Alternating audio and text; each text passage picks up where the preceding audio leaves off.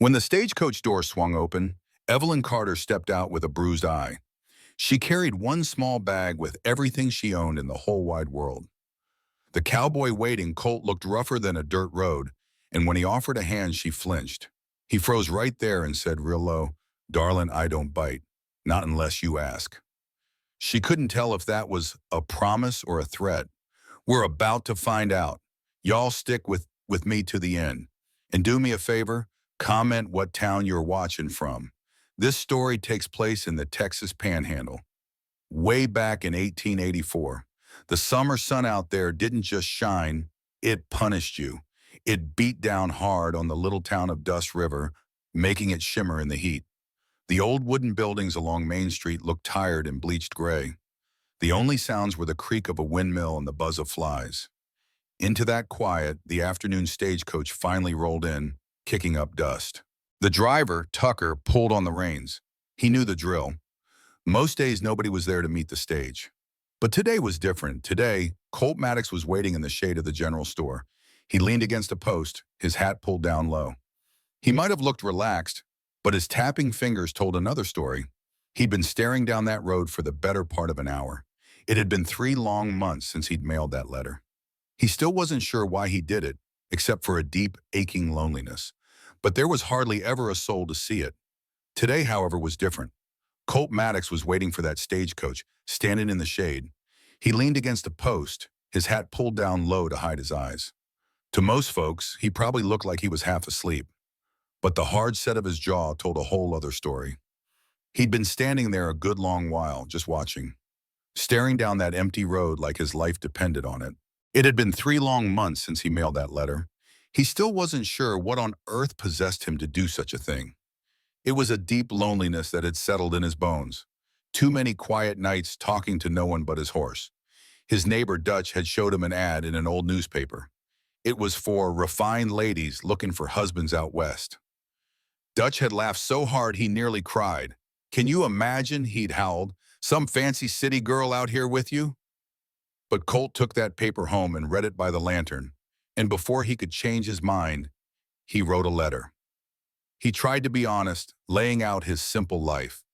He didn't have much, but he had land and a strong back. He promised a roof over her head and a decent man. He never expected an answer, but a Miss Evelyn Carter wrote back. Her letters were proper, with perfect, neat handwriting. She was 26 years old, educated, and from back east. She said she had few ties left and was looking for a new start. She wrote she wanted a place where the past holds no claim. That line stuck with Colt. It sounded mighty familiar. Sounded like someone who was running from a ghost or two. But now, as Tucker climbed down to open the passenger door, a knot of pure panic tightened up right in Colt's chest. This wasn't just words on paper anymore. This was real. In 30 seconds, a woman he was supposed to marry would step out of that coach. And Colt had no earthly idea what to say to her. The door creaked open. He held his breath, waiting. Tucker stepped back, giving them space. A small, pale hand reached out, gripping the door frame for dear life. Then a scuffed black boot, one that had seen too many hard miles. And there she was, stepping down into the Texas dust. Her name was Evelyn Carter. Colt's first thought was that she was smaller than he had pictured. Not frail exactly, but delicate, like a little bird a long way from its nest. She looked like she'd come 1,000 miles on pure grit alone.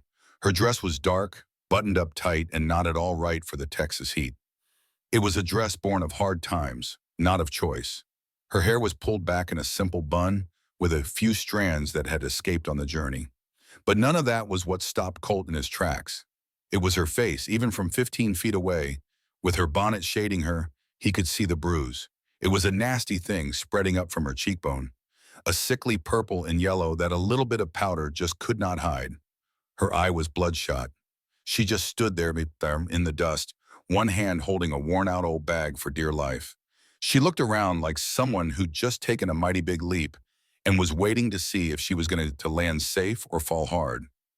Then her eyes met his. They stared at each other across that dusty street, 2 complete strangers, their whole lives tied together by words on paper, and a whole lot of desperation.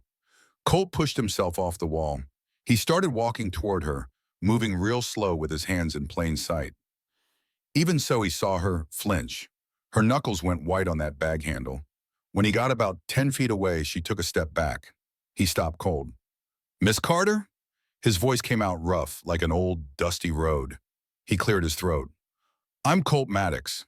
She gave him one quick nod, nervous, like a little bird that was ready to take flight any second. Up close, the damage to her face was a whole lot worse. That bruise was old, and he could tell it was not the only one.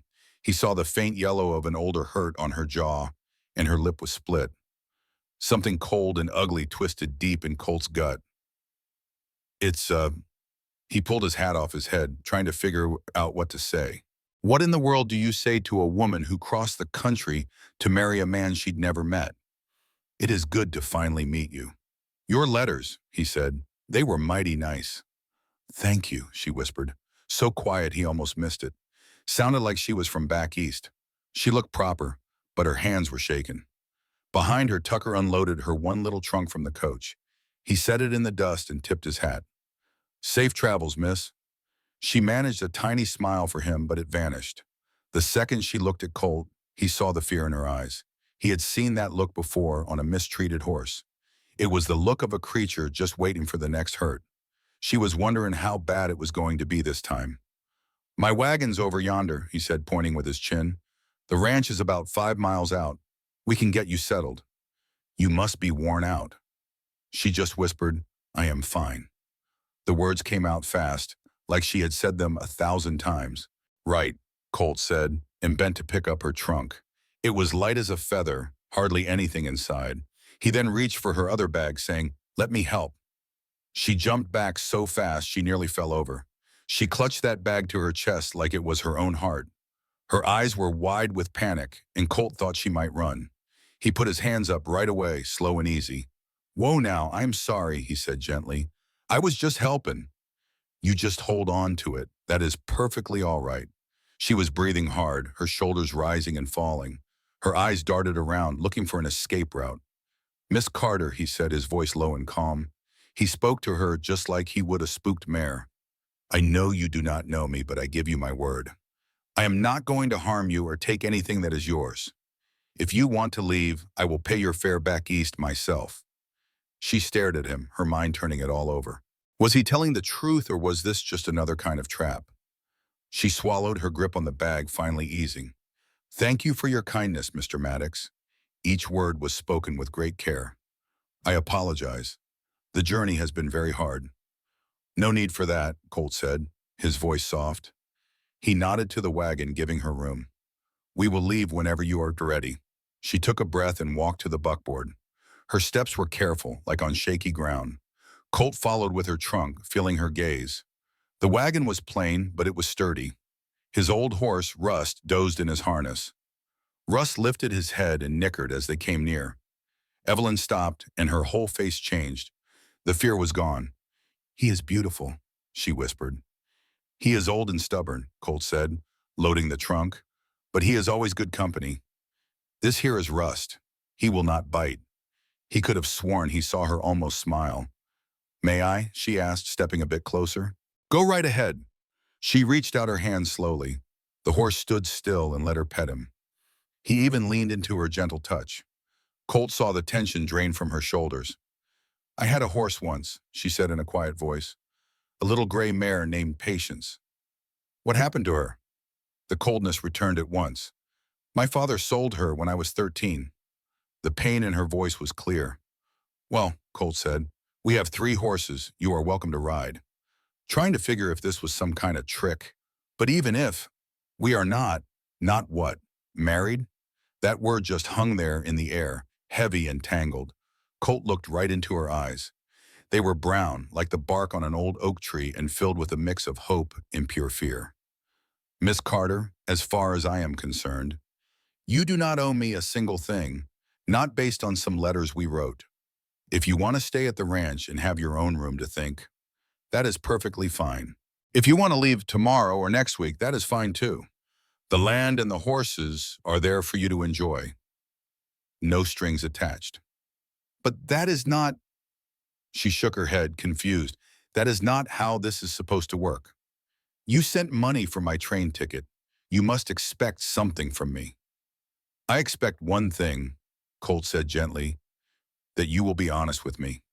If you are unhappy about anything, you just tell me. We will figure out the rest. She studied him for a long moment, and he felt like he was being measured. He wondered what someone had done to put that awful bruise on her cheek and that little shake in her hands. He hoped he could be the man she needed.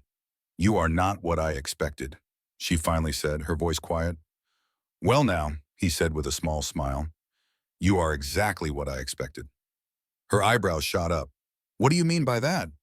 Someone brave enough to travel, clear across the country all by herself for a stranger.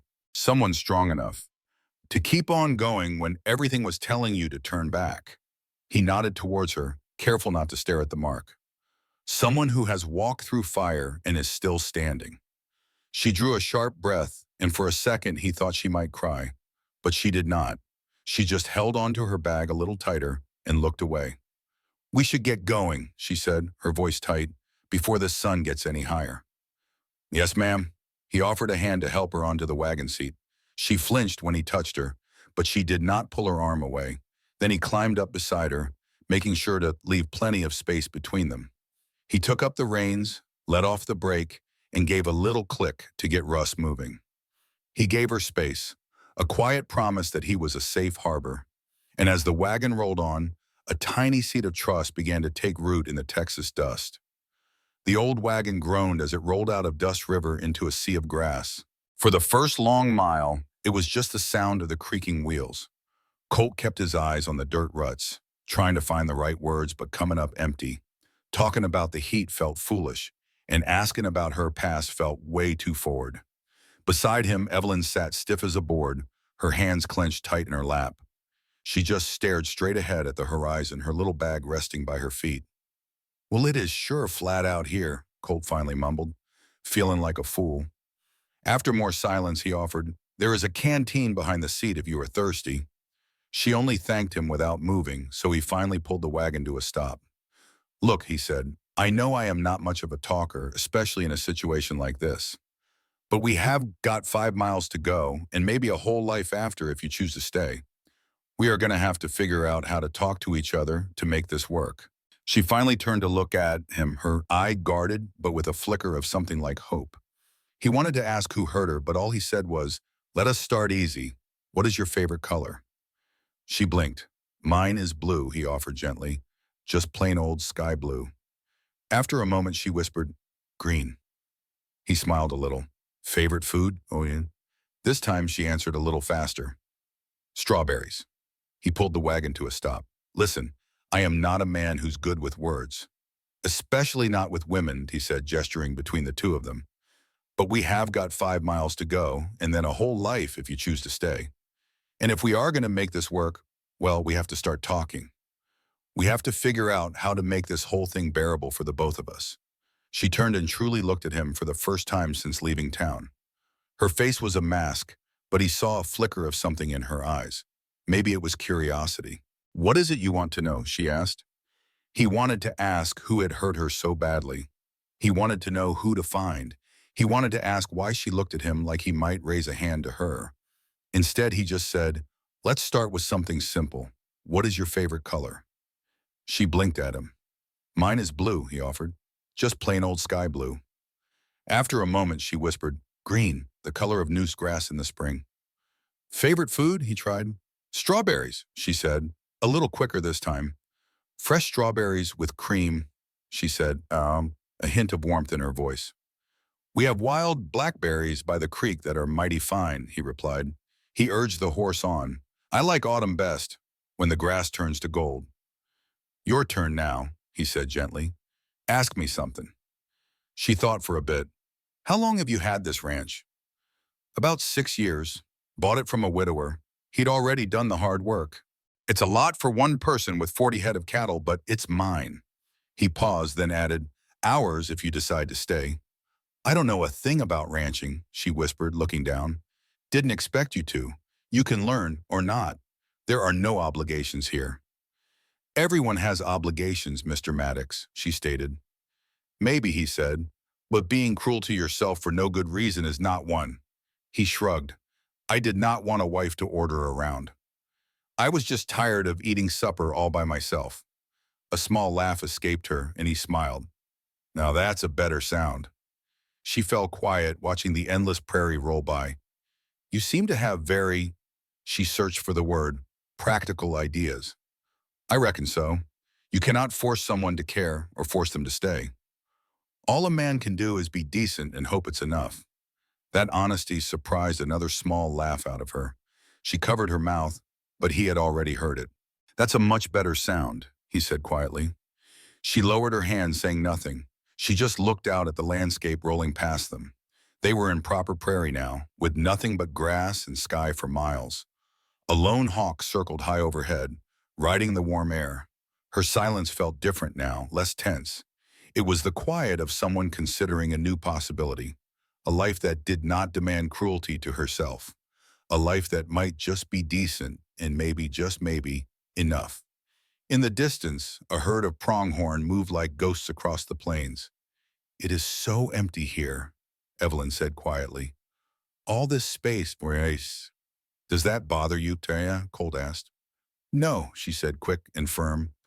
I think I like it. Back east, there were always so many people, so many eyes watching you. Her hands clenched in her lap.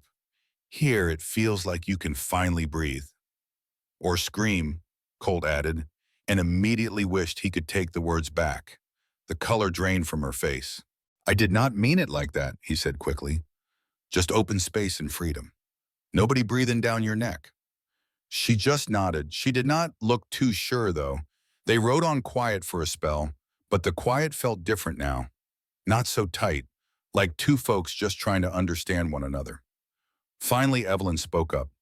Can I ask you something? Sure can. Your letter sounded so formal, but you do not talk like that. Why is that? Colt's face got warm. Well, I had a little help with them. My neighbor, Dutch, used to be a school teacher. He helped me get the words right so I did not sound like a fool.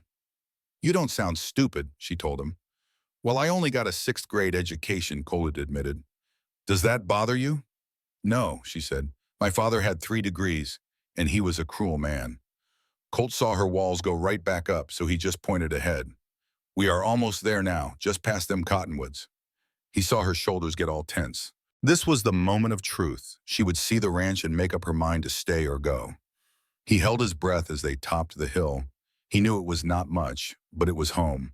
Colt wanted to ask more, but he could see she was closing herself off again. We are almost there, he said instead, pointing toward a line of trees. It is just over that little rise in the land. She sat up straighter, her body full of tension. This was the big moment. Once she saw the ranch, she would decide if this new place could be her home. Colt found himself holding his breath as they finally reached the top of the hill. The ranch came into view. He knew it was not a grand place. There it was, a small house with 2 rooms built from pine logs. The barn next to it leaned just a little, but it was solid. He had a chicken coop, a pig pen, and 2 horses in the corral. The big old cottonwood tree he'd told her about stood nearby. It looked like a guardian watching over the little homestead. Beyond it all, a creek wound its way through the tall grass. To a lady from Philadelphia used to brick and pavement, this must have looked like the far side of nowhere. Evelyn was completely silent. Colt watched her face, just waiting. Was she disappointed? Horrified? He just could not tell. There is a good garden spot, he said, just to fill the quiet. The last owner's wife, she had roses there before she passed. The soil is mighty good, though. You could plant whatever you like. She still said nothing. The house is small, he continued, but it is solid. It does not leak and stays cool enough. And that creek over there, it never once runs dry. After a long moment, she finally spoke. That the tree? The cottonwood, yes, ma'am, must be 60 or 70 years old. It is beautiful, she said, her voice soft with wonder. I did not expect to see any trees. Well, we got a few, he said. She turned to look at him, and her whole face seemed different. She was less guarded. This is not what I expected. Better or worse, he asked her. I am not sure yet. He pulled the wagon up close to the house and set the brake. Before he could even help, Evelyn was already on the ground. She stood there in the yard, slowly turning around in a circle. She took in the little house, the barn, and the big Texas sky. "Well, darling, I don't bite," Colt said as he hopped down. She stopped and gave him a look he could not quite understand. "You said that exact same thing back in town," she reminded him. "That is not silly," she said softly. "It is just a surprise." He lifted her trunk from the wagon. "Well, come on in. I will show you the place. Then you can decide if you want to stay. Or I can take you right back to town for that stagecoach." Inside, the house was cool and a welcome relief from the Texas sun.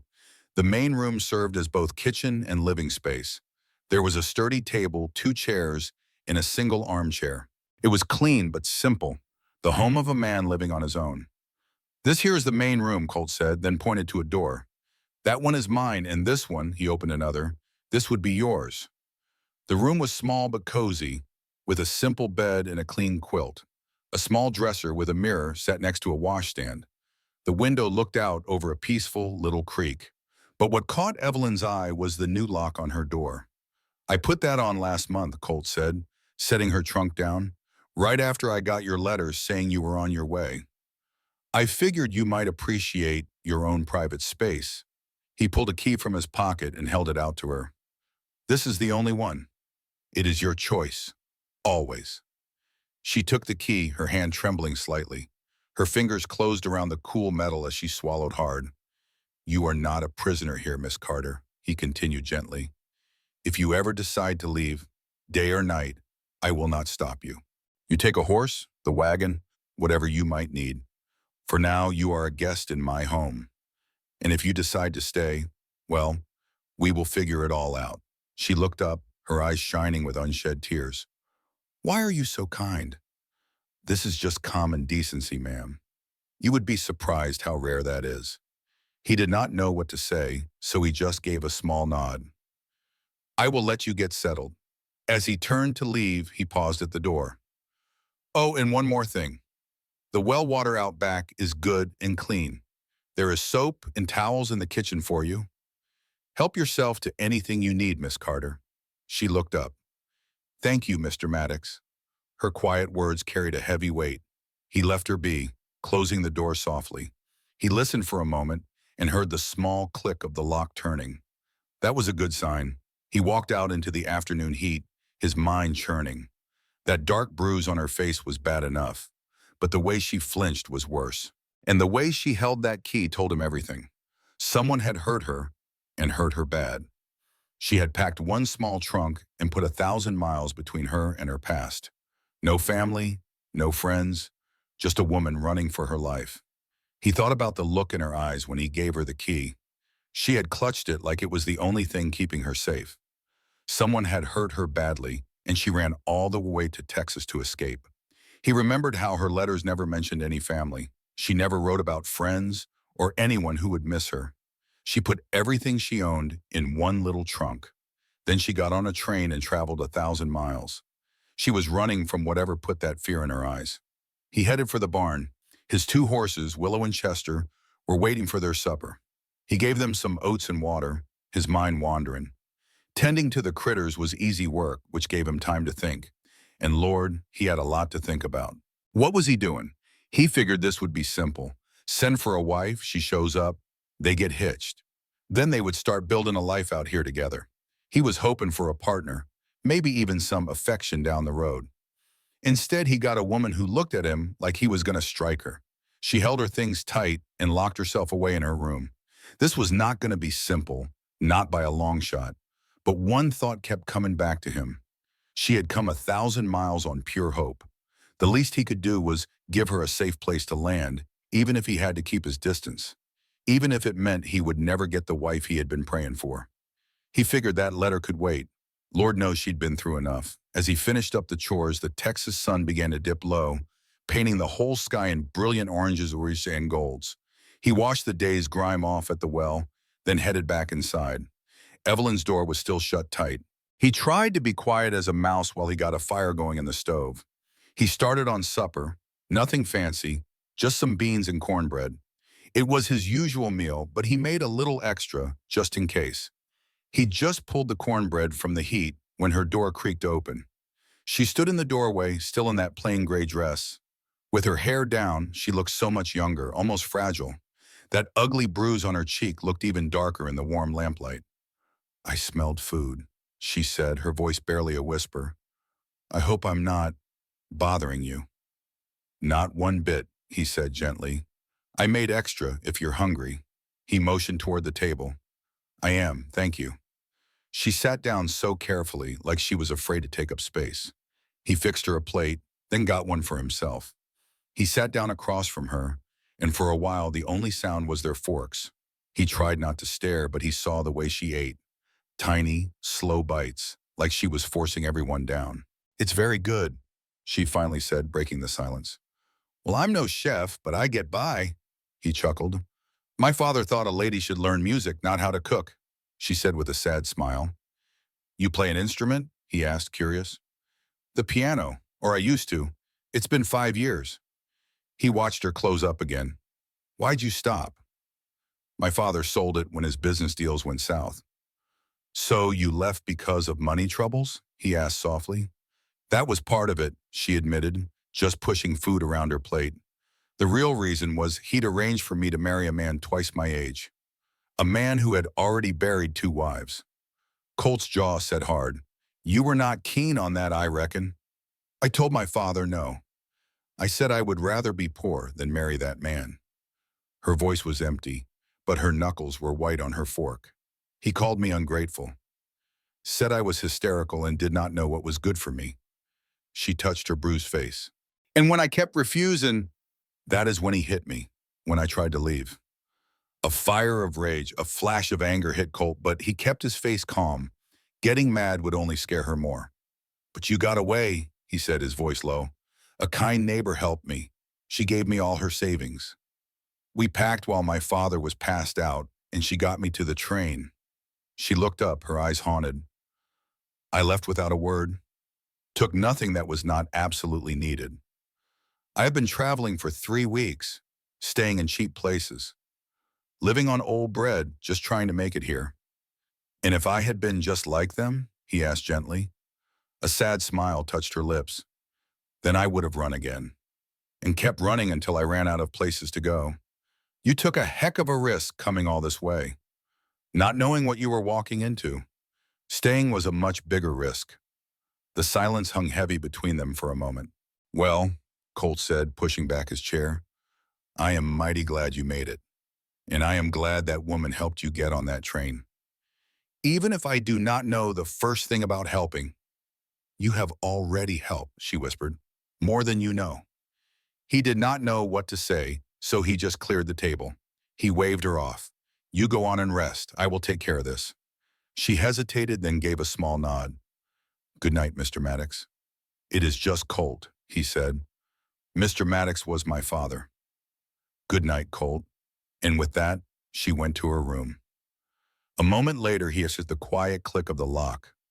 Colt stood at the sink, washing dishes in the cold water. He stared out the window at the vast, dark prairie. A coyote howled somewhere off in the distance. This was not what he expected, but he figured nothing about Evelyn would be. He figured Carter was just as he'd expected. As he shelved the last plate, he decided that was all right. Outside, the Texas stars were coming out, bright as diamonds. He bet Evelyn had never seen a sky like this. Not back in Pennsylvania with all its city lights. But out here, the night was clear and dark. The stars were bright enough to read by. He surely hoped she was watching them too. Maybe that light would make her feel less afraid. He knew that darkness was not so scary when you were not facing it all alone. Even a stranger's presence could make a difference. It made the world feel a little less heavy. They would figure out the future tomorrow. All the questions could wait for the morning sun. Right now, a little bit of trust was all they had. Tonight, the most important thing was that she was safe. She had her own room with a locked door. For now, that was more than enough. Colt banked the fire and went to his room, leaving the door unlocked. It was a silent message for her. He was there if she got scared or needed help. His door would be open. He lay in his bed, listening to the quiet sounds of the house. His mind drifted back to the stagecoach. He could still see the absolute terror in her eyes. He remembered his foolish words, "Darlin', I do not bite." He was only trying to make her feel at ease. But lying there in the dark, he understood the real meaning. It was a solemn promise. He would never ever cause her harm.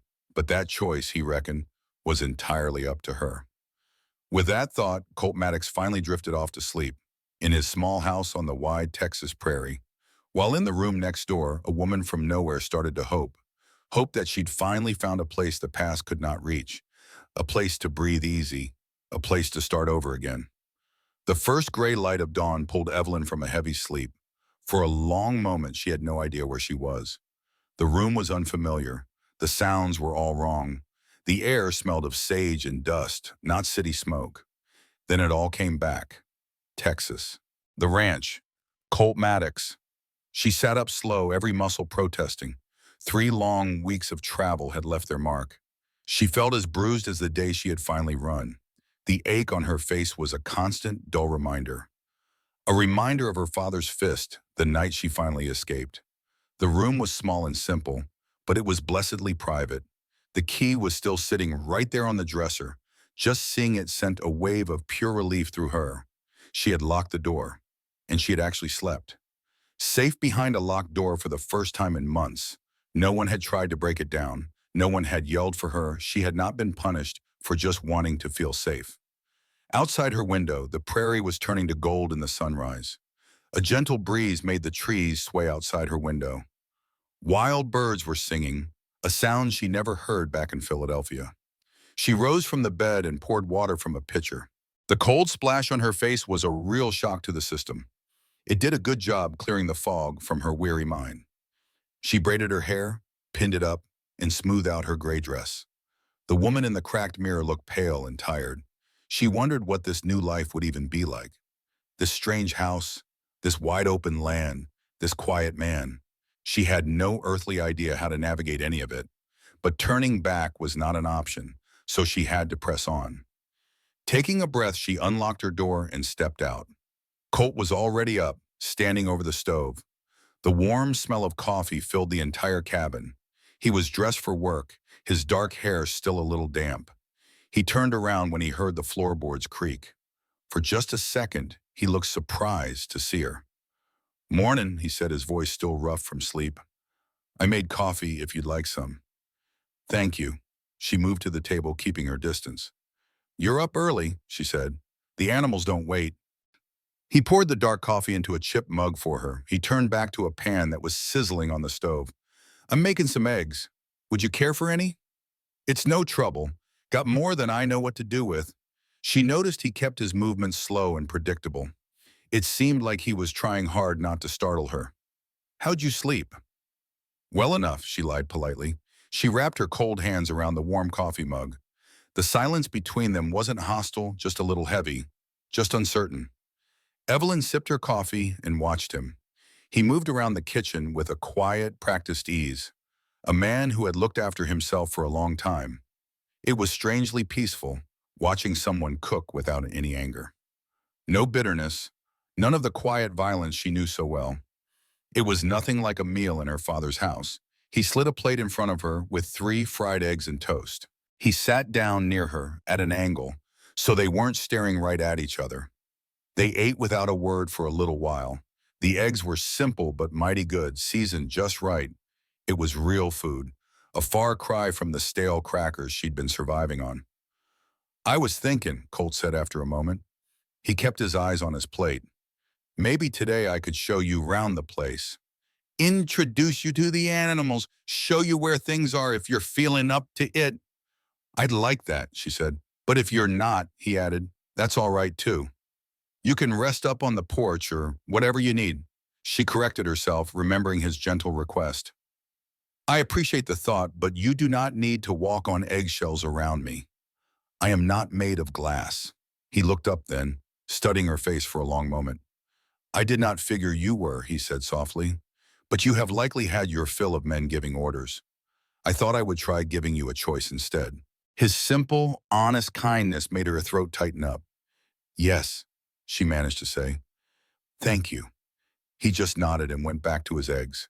And Evelyn felt herself relax, just a little bit. This was new. This quiet, careful dance was not what she expected. But maybe it was better. Maybe her old expectations were the problem all along. After breakfast, she insisted on helping with the dishes. Then they stepped out into the warm Texas morning. A slight breeze made the rising sun feel just right. Colt settled his hat on his head and started for the barn. Evelyn lifted her skirt and followed him, to keep his boots clean. "This here is Willow," he said, pointing to the first stall where a bay mare was eating hay. "She is the sweetest horse you will ever meet. She would take good care of you." Evelyn slowly reached out her hand toward the gentle horse. Willow nudged her palm and let Evelyn stroke her soft coat. The warmth of the horse felt so familiar to her. For a second, she was a little girl again in her daddy's stable, back before her whole world had turned upside down. "She is just beautiful," Evelyn whispered, her voice soft. "She is. And this troublemaker," Colt said, moving to the next stall, "is Chester. He has got a mind of his own, and he will surely test you. Just do not let him sweet-talk you into getting extra oats." The paint horse tossed his head, almost like he was offended. In spite of everything, Evelyn felt a genuine smile on her face. "And you have already met old Rust," Colt continued down the line. "He might be half asleep, but he is as steady as a rock. You could trust that horse with your life, and he would not fail you." Willow and Rust, they came with the ranch. "I bought Chester 2 years ago." He patted Rust's neck. "Paid a bit much, but I have no regrets. Like I told you, feel free to ride any of them whenever you want. You can go explore on your own. It is your choice." There was that phrase again, your choice. It felt like he was trying to give back something she had lost. They left the barn and started a tour of the whole property. He showed her the chickens and the pig pen with 2 big old sows. Then he pointed at the garden, which he said was more weeds than anything. He admitted he was not much of a gardener himself. He showed her the creek where the water ran clear and cold. "It is about 160 acres, he said. "It is not fancy, but it is all ours." He mentioned his plans to grow the herd if he could get a little help. Evelyn listened, trying to imagine herself living this life, picturing her days filled with this quiet, simple work. It was a world away from the stuffy life she had known, so different from Philadelphia and its worries over money. It was far from the anger that always simmered right under the surface of her father's words. "Well?" Colt asked. They were standing in the cool shade of a big cottonwood. "It still feels like you are at the edge of the world." "Yes," she said honestly, "but maybe that is not a bad thing. Maybe this is exactly where I am supposed to be." Colt just watched her for a moment, his face hidden by his hat. "Can I ask you something?" Her stomach did a flip. "All right.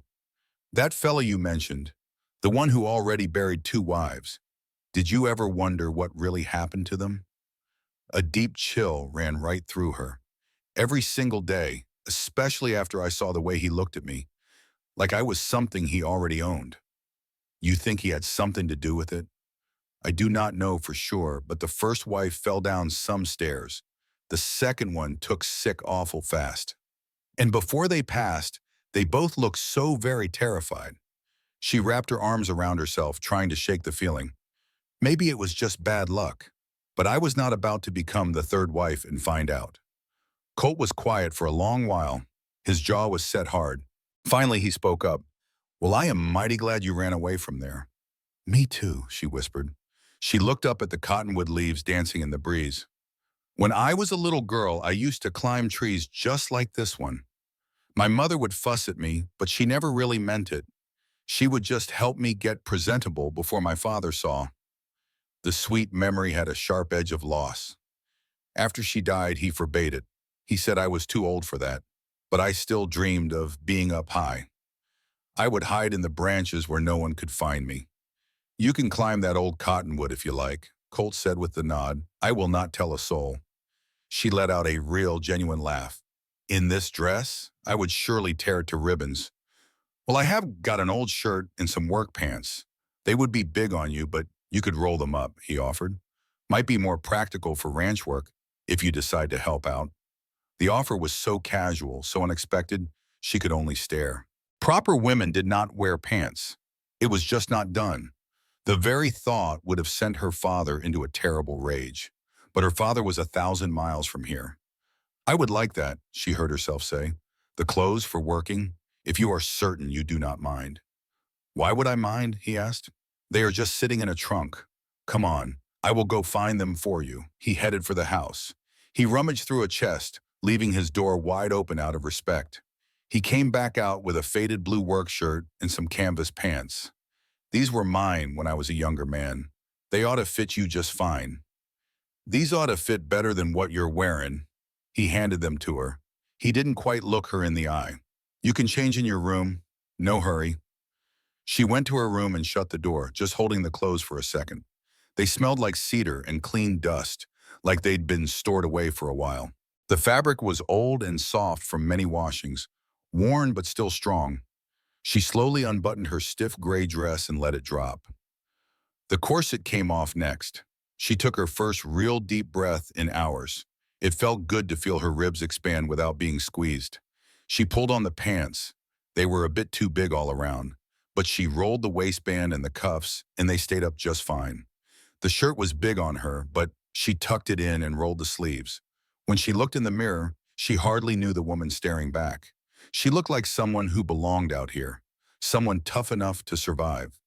When she came out, Colt looked up from his work and had to look twice.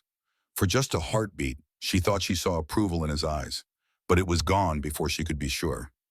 "Better?" he asked. "Much better," she said. "I can finally breathe." "Good," he replied, "'cause I could surely use some help this afternoon if you're willing." "Nothing hard. Just holding the gate to the corral steady while I fix it. It's easier with two people." "I can do that," she said. And so she found herself standing in the warm sun, holding a post steady for him. Colt worked a new hinge into place, and it was perhaps the strangest afternoon of her life, not because of the work, which was simple enough, but because of the casual companionship of it, the way he'd explain what he was doing without being condescending, the way he'd ask, "Can you shift it a bit to the left?" instead of a "move it, woman," the way he'd say, "Thanks, that's perfect." When she got it right, they worked in comfortable silence, punctuated by brief exchanges, and slowly, incrementally, Evelyn felt something in her chest begin to unknot. This was what partnership could look like. Not ownership, not subjugation, just two people working together toward a common goal. There, Colt stepped back, admiring the gate. He gave it a good swing. "Well, that will hold," he nodded. "You did a fine job." "I did not do much. You did exactly what I needed." He wiped the sweat from his brow. "It is getting on towards supper. Are you hungry?" And to her surprise, she really was. It was a real hunger, not just going through the motions. "Yes, how do you feel about venison? My friend Dutch brought some by." "I have never tried it." His eyebrows shot up. "Never? Well, then you are in for a treat, or you will hate it." A wide grin made him look younger and took the worry from his eyes. "Come on, let us see if I can make a good impression." Back in the house, she watched him cook with a quiet skill. He sliced the venison thin and seasoned it just right. He fried it in a cast-iron skillet as she set the table. The moment felt strangely comfortable and normal, like they had done this for years, not just 24 hours. The meat was tender, with a rich, wild flavor. Evelyn found herself eating with a true appetite. "This is so good," she said. "Dutch is a good hunter. Better than me. He has the patience for tracking." Colt paused. "By the way, he will probably want to meet you. He is mighty curious about the woman who answered my ad." A sudden worry gripped her. "Will he think it is strange that we are not married yet?" "Probably, but Dutch knows me. He is not surprised when I do things my own way." He looked right at her. "There is no timeline here. We do this when it feels right, not when a calendar says so.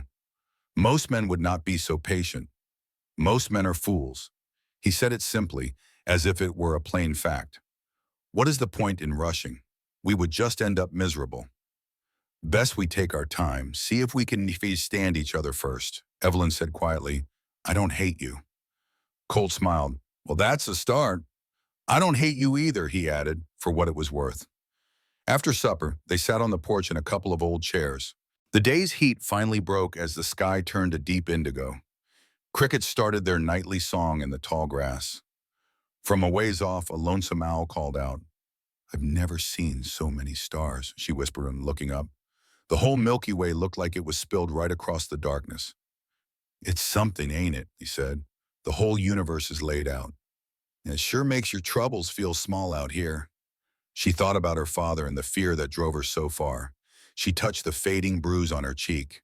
Under that big Texas sky, it all felt a lifetime away. Not gone, but maybe, just maybe, manageable. Colt? She said after a bit. Yeah. Thank you for today. For the work, the food, for treating me like a real person. He was quiet for a second. Is that what you're used to? Being treated like a problem to be solved? That or property, never a person whose feelings mattered. That's a damn shame, he said, his voice quiet but firm as oak. You matter, Evelyn. Your thoughts and your choices, they all matter. Don't you let anyone tell you different. Not even me. She blinked back tears, tired of crying. I'm trying to believe that. It takes time, he said, standing up to stretch. You'll get there. I better turn in. Morning comes mighty early around here. You stay and enjoy the stars. Good night, Colt. Night, Evelyn. He went inside and she heard him moving around, settling in. He banked the fire and shut the windows for the night. But he left his bedroom door open. And somehow that felt important. He wasn't shutting her out, wasn't demanding her presence or her absence, just existing in parallel, leaving space for her to do the same.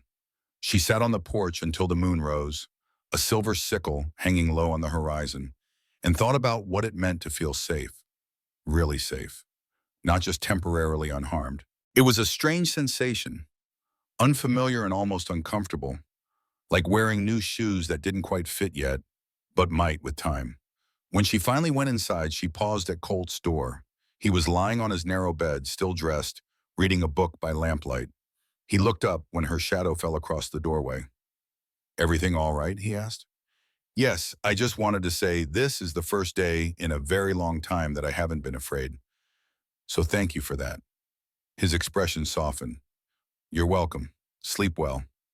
You too. She locked her door that night, but it felt different. Not like barricading herself against a threat, but like claiming a space that was hers.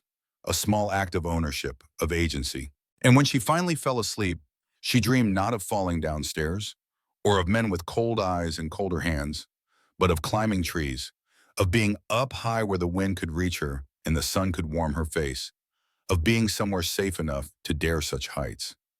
The days that followed developed a rhythm. Colt would wake with the sun and start his chores, and Evelyn would join him after washing and dressing, always in the borrowed work clothes now, having gratefully abandoned her heavy dresses for the freedom of canvas and cotton.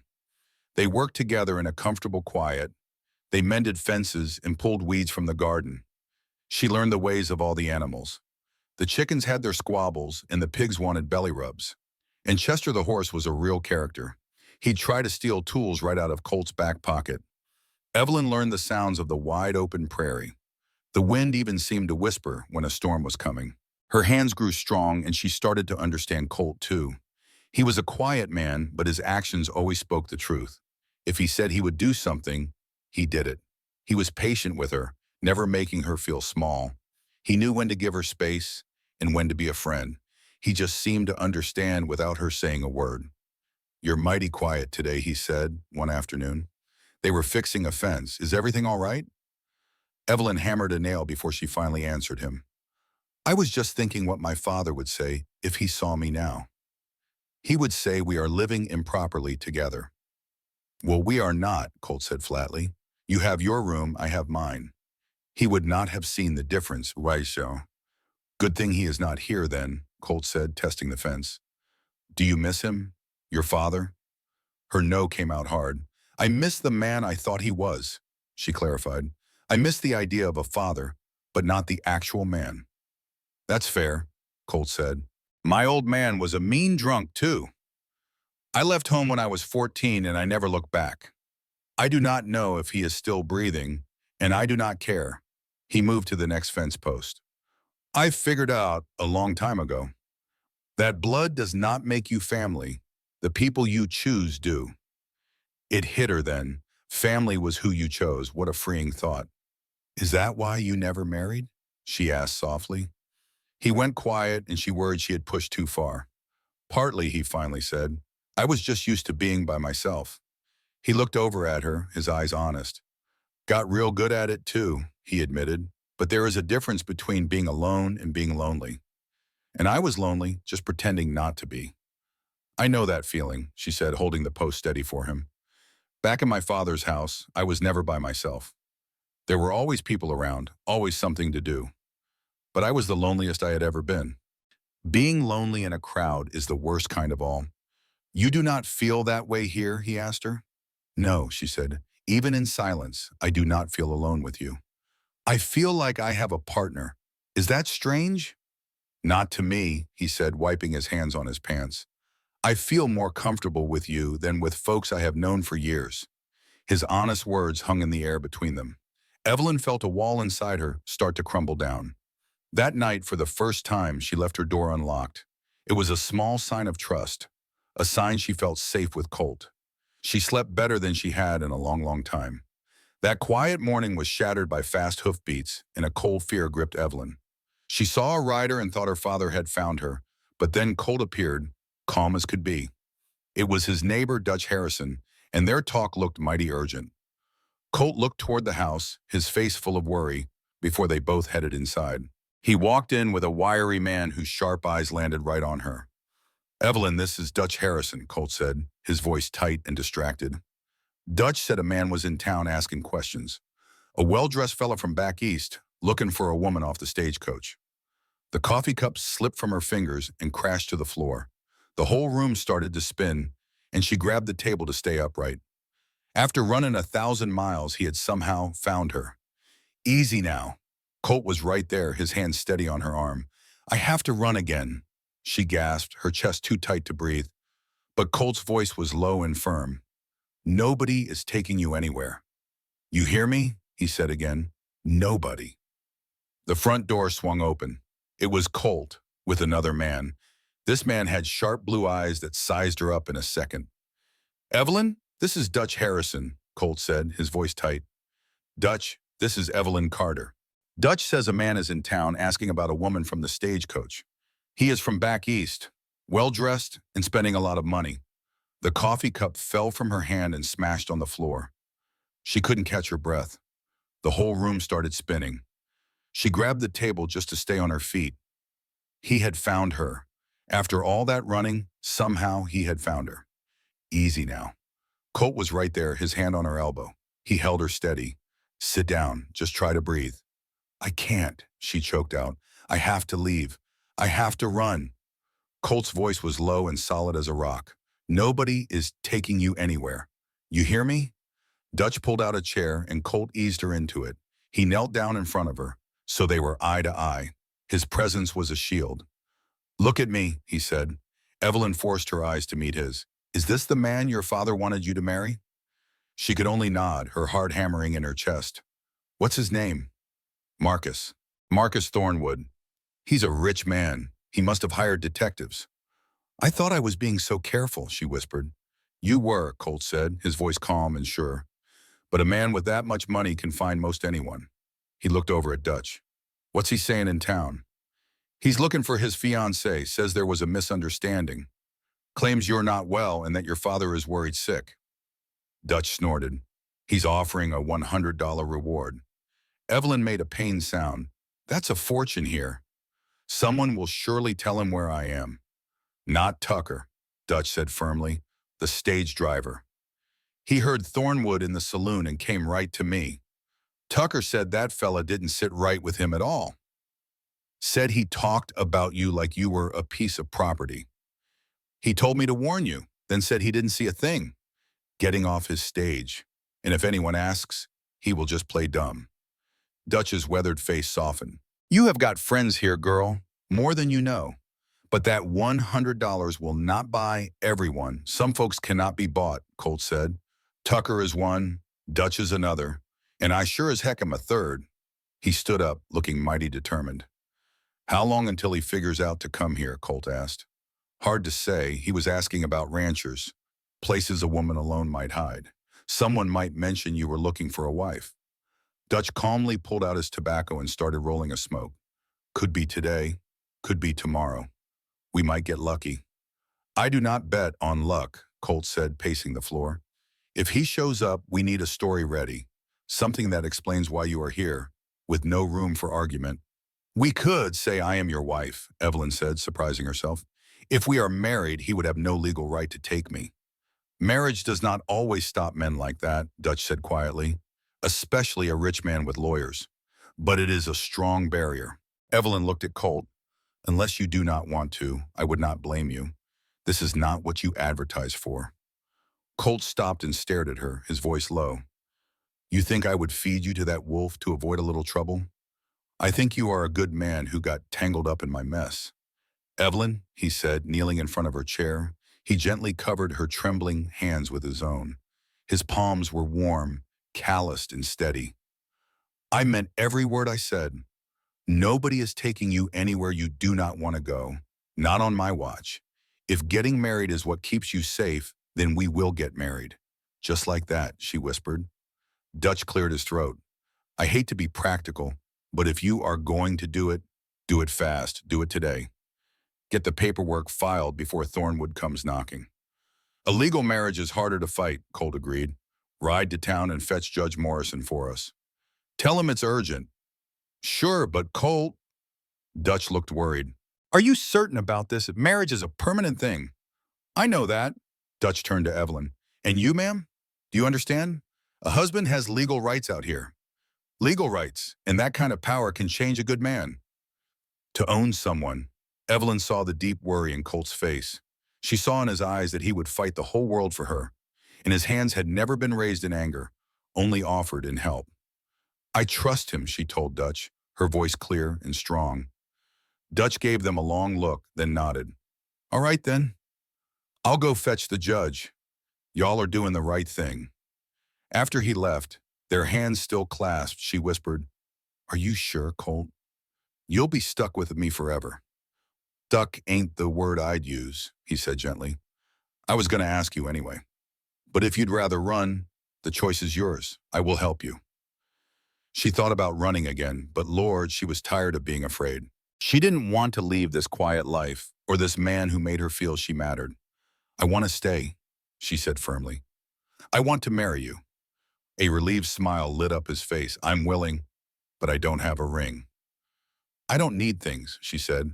I just need to feel safe. You are, he promised, pulling her close.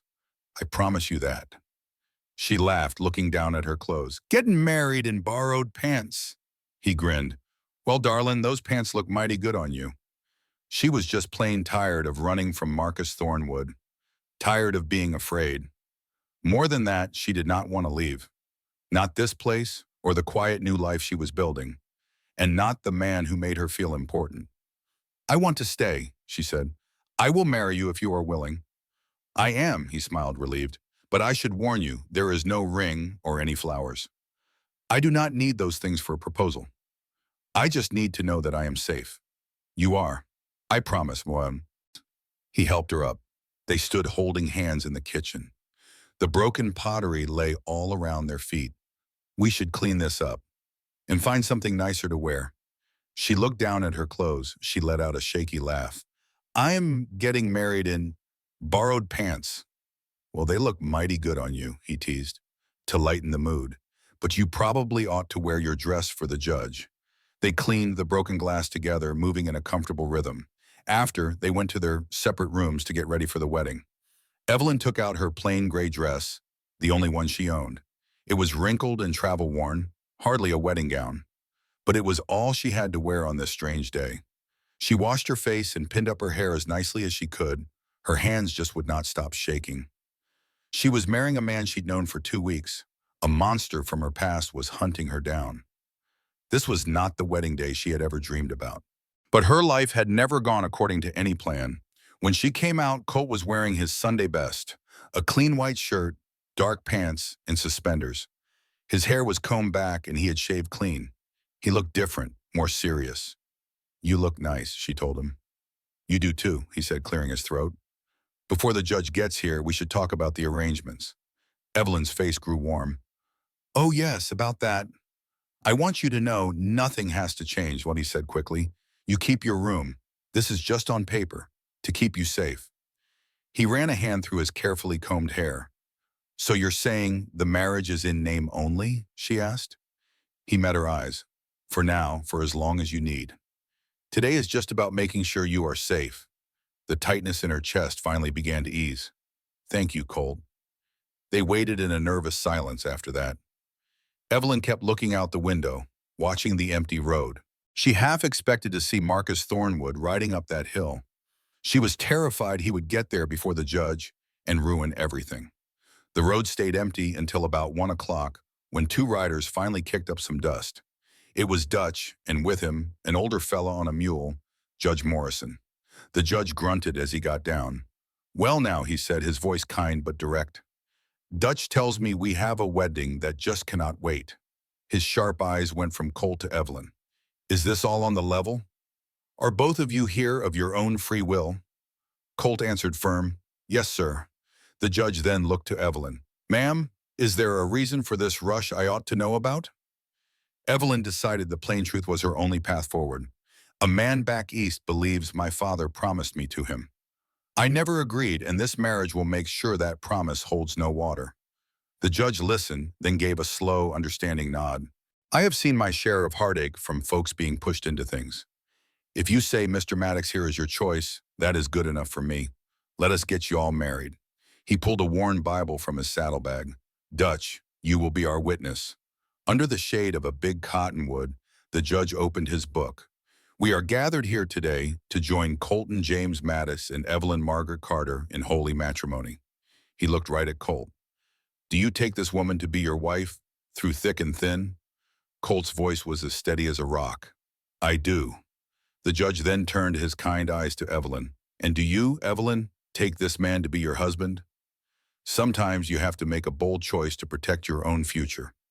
She looked at Colt, her protector, and now her partner. Her voice was just as sure as his had been. I do. The judge smiled. Then by the power vested in me, I now pronounce you husband and wife. It was a simple ceremony, but it meant everything. It meant freedom. It just goes to show you standing up for yourself is always the right thing to do. What do you think about their brave decision? Let us know down below. And make sure you subscribe so you do not miss the sweet revenge that is coming next.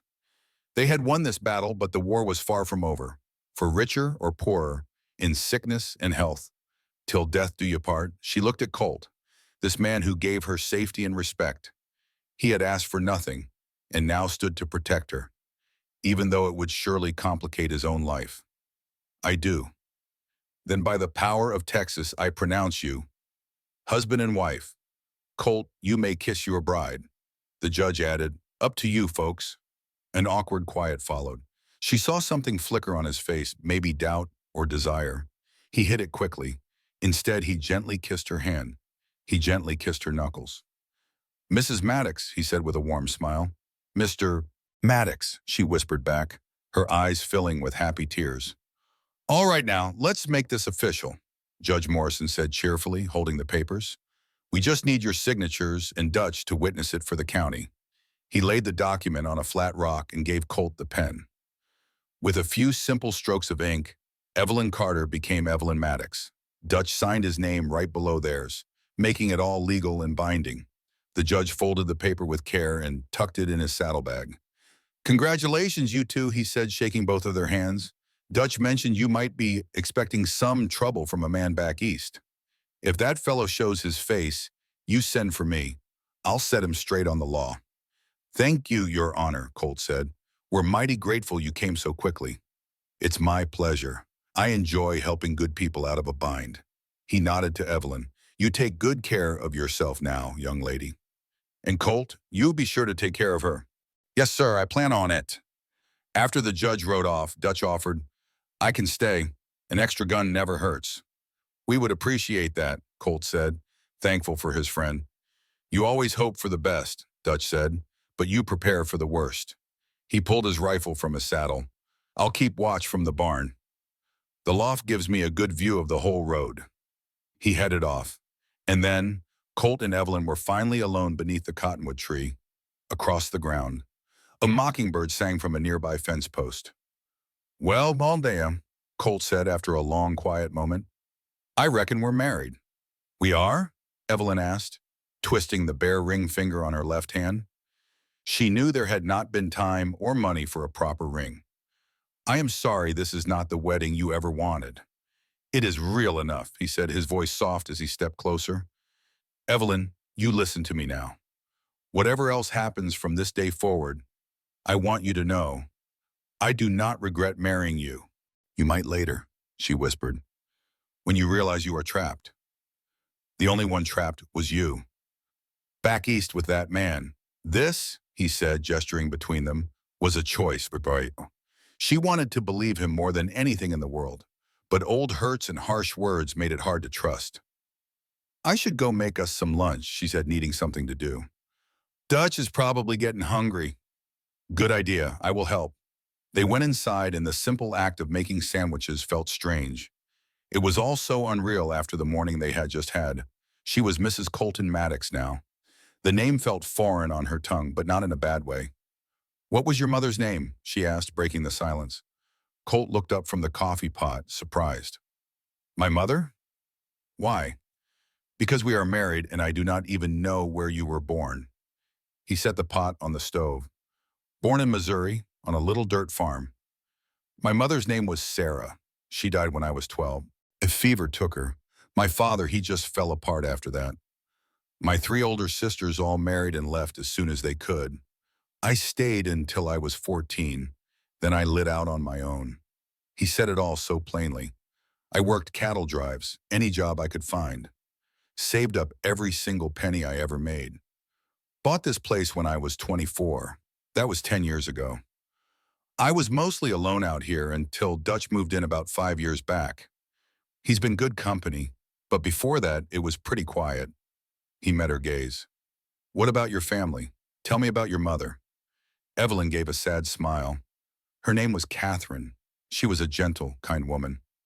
I think she truly loved my father before his mean streak really came out. By the time I was old enough to notice, she was just a shadow of herself. She passed on when I was only 15. The doctor said it was her heart.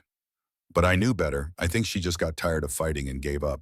And I suppose your father only got meaner after she was gone? Much meaner. She was the only thing that kept him halfway decent. After she passed, Evelyn's hand started to tremble.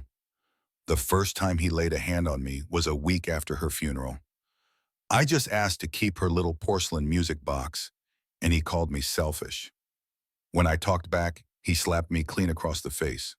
Colt's knuckles turned white. How old were you, darling? 15, she whispered. It just got worse from there. He'd be fine for weeks, then something would just set him off. The shameful part was everybody knew. Neighbors, business partners, everyone turned a blind eye. He was a wealthy, respectable man, and a girl's bruises didn't matter as much as his good name. You matter, Colt said, his voice low and fierce. They were just too cowardly to see it. She finally saw the righteous anger in his eyes, not at her, but for her. Thank you, she said softly. They had lunch with Dutch, who said the road had been quiet as a church mouse all day. For a moment, they let themselves hope. Maybe he was not coming after all. But as the sun began to dip low, Dutch hollered from the barn, Rider coming, a single man, well-dressed. A chill went right through Evelyn. Colt was at her side in an instant. Go inside, lock the door. No. Her voice was stronger than she felt. I am done hiding. I am your wife now. Let me stand beside you. Please, she begged, her eyes pleading. I have to show him I am not afraid anymore. Colt looked torn, wanting to shield her, but he saw the unbending will in her gaze. They shared lunch with Dutch, who said the road was clear. No riders, no trouble, no sign of Marcus Thornwood. For a moment, they let themselves relax. They thought maybe their luck had turned. But as the sun bled across the prairie sky, Dutch called out from the barn, We've got a rider coming. Just one man on a horse, but he's dressed mighty fine. Evelyn's blood ran cold. Colt was right there. Get inside. Lock the door. Don't you come out till I say so. No, she said, her voice steady. I am not hiding anymore. I'm your wife now, Colt. I will stand right here beside you. She looked him in the eye. Please, I need to show him I am not afraid. He was torn, wanting to keep her safe, but he saw she meant it. He finally understood. All right, he said, his voice low and serious. But you stay right behind me. If this goes south, you run. Promise me. I promise, Beck. They walked onto the front porch together. Dutch stepped out of the barn holding his rifle and took a spot near the corral. The three of them waited. As the rider got closer, Evelyn felt her heart beating like a drum. Then he was there, stopping his horse about 20 feet from them. It was Marcus Thornwood. He looked just as she remembered him, tall and dressed in a fancy suit that looked plain silly out here in the dust. His dark hair was slicked back, but the Texas heat was already winning. He was a handsome fella, but as cold as a blue norther. His eyes landed right on her with a look that said she was his property. Evelyn? His voice was smooth, but with a sharp edge. There you are. Your father has been worried half to death. Mr. Thornwood, her own voice came out steady, much to her relief. I'm surprised you came all this way. Of course I came for my fiancée. He swung off his horse with an easy grace. When a woman has a fit, a man must act. I've come to take you home, my dear, back where you belong. Colt stepped right between them, planting his feet firm. I reckon there's been a misunderstanding. Evelyn isn't your fiancée. She's my wife. Marcus froze solid. Your wife? That's right. We were married this afternoon by Judge Morrison. It's all legal. So that agreement you had with her father, it ain't worth the paper it's on. I see. Marcus's face didn't change, but his fists tightened for just a second. How mighty convenient. And how long have you known my Evelyn? She's not your anything, Colt said, his voice level. She's Mrs. Maddox, and we've known each other long enough to be sure. Marcus finally looked Colt up and down, sizing him up like livestock. It was clear he found the cowboy lacking. Tell me, Evelyn, does this fella know about your father's debts? Or the money I've already paid for you? Evelyn felt sick to her stomach. You paid him? Of course, $50,000 to clear his name. The understanding was that you would become my wife, a simple business deal. Marcus smiled a cold, empty smile. So, you see, my dear, you're bought and paid for. You belong to me, and no little wedding changes that. Actually, a new voice drawled, it changes everything. They all turned to see Judge Morrison riding up on his old mule, and right beside him was Tucker, the stagecoach driver, on a big sorrel horse. Your Honor, Batch, Marcus said smoothly, not missing a beat. Just in time. Perhaps you can explain the law about contracts to these folks. Well now, the judge said, getting off his horse. Let me explain a thing or two. Here in Texas, a woman over the age of 18 cannot be sold into marriage. So that deal you made with her father, he continued, it is not worth a thing. Evelyn never consented, Mr. Thornwood, so she was never legally yours. Her father had no right to sell her like she was a piece of property. This is not the Dark Ages. Judge Morrison then pulled out a certificate. This, on the other hand, is legal, signed and witnessed just 1 hour ago. It is officially filed. Evelyn Carter is now Evelyn Maddox, wife of Colton Maddox. So whatever claim you thought you had, it ends right now. Marcus's calm expression finally broke. Anger flashed in his eyes, and she has been manipulated. These backwoods people took advantage of an innocent, vulnerable woman. I was not manipulated, Evelyn said, stepping out from behind Colt. Her legs felt shaky, but she stood tall and looked Marcus right in the eye. I came here on my own. I married Colt because I wanted to. The only people who ever tried to force me were you and my own father. Evelyn, be reasonable, Marcus pleaded. Oh, I am being reasonable, she said, for the first time in my life. You are a man who has buried 2 wives. And my father tried to sell me to you to pay off his gambling debts. Coming here and building a life with Colt is the most reasonable choice I ever made. Marcus took a threatening step toward her, a big mistake. He immediately found himself staring down the barrels of 3 rifles, held by Colt, Dutch, and Tucker, and aimed. That's far enough, Colt said, his voice quiet as a rattler's warning. Evelyn had never heard that deadly cold in his tone before. You've said your piece. Now it is time for you to leave. Marcus just scoffed. You think this life is better for her? Out here? She will not last 5 years. This is a mistake. Maybe, Evelyn said, her chin held high, but I will die free. For a long, tense moment, the only sound was the Texas wind. Then Marcus's polite mask finally dropped, showing the cold man underneath. Fine, he spat. Keep the damaged goods. She's just frontier trash now, he spat. You're welcome to her. But don't you come crawling back east looking for mercy, he warned. I won't be crawling anywhere, she said firmly. Goodbye, Marcus. He spurred his horse and rode off, a speck of fury in the dusk. As he vanished, Evelyn's knees buckled, but Colt was right there. He caught her waist, holding her steady. I've got you. It's all over now, he murmured, his voice a low comfort. But men like him don't just give up, she whispered, looking up at him. He ain't got a legal leg to stand on, Judge Morrison cut in, and I'll make sure the law in 3 counties knows the situation. If he tries a thing, he's the one who'll see the inside of a jail. Tipping his hat, he said, You're safe, Ms. Maddox. I promise you that. Notice, and if he shows his face around here again, I'll make sure he gets lost for good. Thank you, Evelyn whispered. Thank all of you. No need for thanks, ma'am, Tucker said gruffly.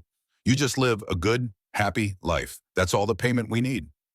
After they left, Dutch stayed a moment to make sure they were settled. He promised to check in the next day before heading to his own ranch. At last, Colt and Evelyn were finally alone.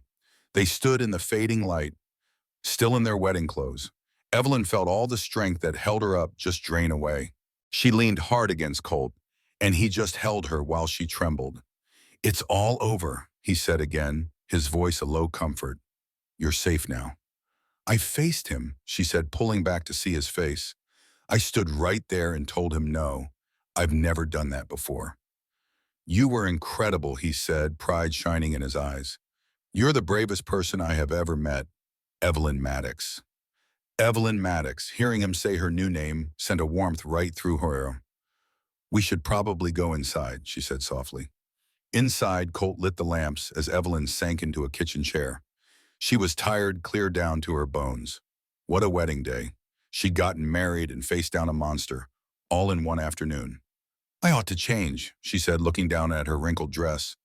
They're fine, Colt said, pouring her a glass of water. You're fine. Drink this, he told her gently. Then you should get some rest. It has been one hell of a day. She took a sip and looked up at him. What about you? Are you all right through all this? Me, I'm fine, he said, but she knew it was more complicated than that. He sat down in the chair across from her, their knees almost touching. Evelyn, he started, I need you to understand something. When I put out that advertisement for a wife, I knew I might get someone with troubles, someone running from a bad past. Later on, Colt reached across their small table and took her hand. You are not a burden, he said, his voice firm but gentle. You're strong, brave, and honest. You're everything a man could ask for. Everyone's got a past, Evelyn. Don't you worry none about yours. You're too good, she whispered, her voice thick with unshed tears. I'm just a decent man. He squeezed her hand. Now let's get some rest. Tomorrow we can start figuring out what our normal's gonna look like. They walked to their separate doors, their hands still linked together. At her doorway, she finally paused. Colt? Yeah, he answered, his voice soft in the quiet house. Thank you, she said, for protecting me, for making me feel like I matter. You do matter, he said plainly. Don't you ever forget it. In her room, she lay down, listening to him move about next door. The soft creak of the floorboards was a comforting, steady sound. She was married to a good man, a truly kind man who kept all his promises. He had stood up for her without a single moment of hesitation. He promised that she would be safe, and he had made it true. For the first time in her life, Evelyn felt a deep sense of peace, not fear. A wave of pure, overwhelming gratitude washed over Evelyn. Her desperate, 1,000-mile gamble had actually paid off. She was here on the prairie with a man who saw she was worth saving. Sleep came easy that night, pulling her into a peaceful dark. For the first time in ages, there were no nightmares. She knew that when the sun came up, she would still be safe. After Marcus left, a quiet peace settled over the ranch. But Evelyn still felt like she was waiting for bad news. She kept expecting him to come back with the law. But the long dirt road stayed empty day after day. The only thing moving was the tumbleweeds in the heat. Life, it seemed, was finally moving on. Life settled into a quiet rhythm. Evelyn and Colt fell into their routine of chores, but something new was growing between them. You could see it in the little things, the way his hand would rest on her arm just a moment too long, or how she found herself sitting a little closer to him at supper time. They even started saying goodnight right at their bedroom doors. They were husband and wife now, and they were both trying to figure out what that truly meant. Then one morning, Dutch rode up and changed everything. He broke the peaceful little bubble they had been living in. About 2 weeks after that whole mess, he showed up looking mighty serious. "Got news from town," he said, getting straight to the point. "Figured you'd want to hear it." Evelyn's heart just about stopped. She was helping Colt fix the chicken coop, and she set down her hammer with hands that went ice cold. "Is it about Thornwood?" Colt asked, standing up tall. "You could say that. Tucker's friend over at the telegraph office in Fort Worth heard something. Seems Thornwood sent a wire to your father." "What did it say?" Evelyn asked, her voice barely a whisper. "It said he found you, but you'd gone and married another man, and that you were not coming back. Said his hands were tied." Dutch took off his hat and ran a hand through his hair. "Well, a reply came back. Your father, he disowned you. Said as far as he's concerned, you are dead to him. He said no daughter of his would ever show such disrespect." Now those words should have cut her deep, like a knife. But instead, Evelyn felt something she never ever expected. She felt relief. She felt a pure and simple relief. "He disowned me," she said again. "Yes, ma'am, officially. The wire was mighty clear about it. Said you're cut off from everything. No money, no family, nothing." Dutch watched her close, trying to figure her out. "I am sorry, Mrs. Maddox." "It is not bad news," she said, and then she started to laugh. The men looked at each other, a little worried too. "Don't y'all see, Wisk?" she asked. "He has given up. He has finally washed his hands of me. I am free." "I'm free," she whispered, feeling it for the first time. "I am actually free." Colt stepped closer. "You are sure that is how you feel about it?" "I am sure, you know. He stopped being my father a long, long time ago." She looked up at him, smiling right through her tears. "I'm free, Colt. He cannot hurt me anymore." Dutch finally relaxed. "Well now," he grinned, "I reckon that calls for a celebration. Y'all still got any of that Christmas whiskey I brought over?" They did, and they spent the whole afternoon right there on the porch. They drank cheap whiskey and laughed until their sides ached, feeling right at home. Dutch spun yarns about his days as a school teacher. He swore the parents were more trouble than the children. Colt told stories of long cattle drives and ornery cows. He even told of a time he drank with a preacher on the run. Evelyn just listened, taking in their easy friendship. They included her without making her feel like an outsider. This, she thought, is what a family should feel like. Not just blood, but folks you choose to be with. When Dutch finally headed home, she felt a real peace find. "Thank you for this," she said quietly to Colt. He grinned. "For what? The terrible whiskey?" "For giving me something good to remember. For making my father's anger feel like a gift." Colt's smile faded, and he truly looked at her. The kindness in his eyes made her breath catch. "You deserve to be happy, Evelyn. I hope this is a new start." "It is not," she said. "It is everything. Words. For the first time, I feel like I can finally breathe. I am not scared of what tomorrow might bring." Colt just nodded. "Well, that is good to hear," he said, looking a bit awkward. They stood close in the cool evening air. A feeling had been growing stronger between them every single day. They both knew they wanted each other plain as day. She would catch herself watching him work, admiring his strength. He would watch her move across the room, his jaw tight. But neither one of them knew what to do about it. The feeling was there, but the timing felt all wrong. What if one of them was not ready for that kind of step? What if they were just not meant to be? "I ought to start supper," she finally said, breaking the quiet. "Let me give you a hand," Colt offered right away. They worked together in that small kitchen. Every little touch felt like a spark, a hand brushing his or their shoulders bumping. It was a quiet dance they both knew the steps to. "Evelyn," he said, stopping his work, "can I ask you something straight?" "Of course. Are you truly happy here? With this life? With me?" She turned right to him. "Colt, I am happier than I ever dreamed I could be." Why? He asked, looking down at his hands. I just think about everything you left behind. Even if your old life was bad, you knew how to handle it. This life out here is hard work in a tiny house. There are not many comforts for you here. He looked worried. I just need to know. Do you have any regrets? She looked him in the eye. Do you regret marrying me? No, he said, not for a single second. Then why would I regret it, Colt? Waking up safe every morning is a gift. Eating a meal without being scared is a true blessing from God. I go to sleep knowing I'm safe. That's worth more than all the fine houses and fancy dresses in Philadelphia. But eventually you might want more. You might get tired of this simple life. And I don't know if I can give you more than what you see here. She stepped closer, closing the distance. I do not want more. I want this simple, honest work right here. I want quiet evenings, and to wake up knowing the man I live with is good to me, a man who treats me with respect. She took a breath and said, I want you, Colt. The words just hung there in the air. Colt stood as still as a statue. Evelyn, I know we agreed this arrangement was just a name only, and I truly appreciate you giving me all this time and space. I do. But Colt, I am ready now. I am ready to be your wife in every way. He let out a short, sharp laugh. Good heavens, Evelyn, if you still want me. I have wanted you since the day you first set foot on this ranch. You looked so scared but so brave, and so beautiful it hurt. But I swore I would not be another man who just took something from you. I am giving myself to you now, freely, because I want to, not because I have to. He reached up real slow, giving her plenty of time to pull away if she wanted. When she did not move, his hand gently cupped her cheek.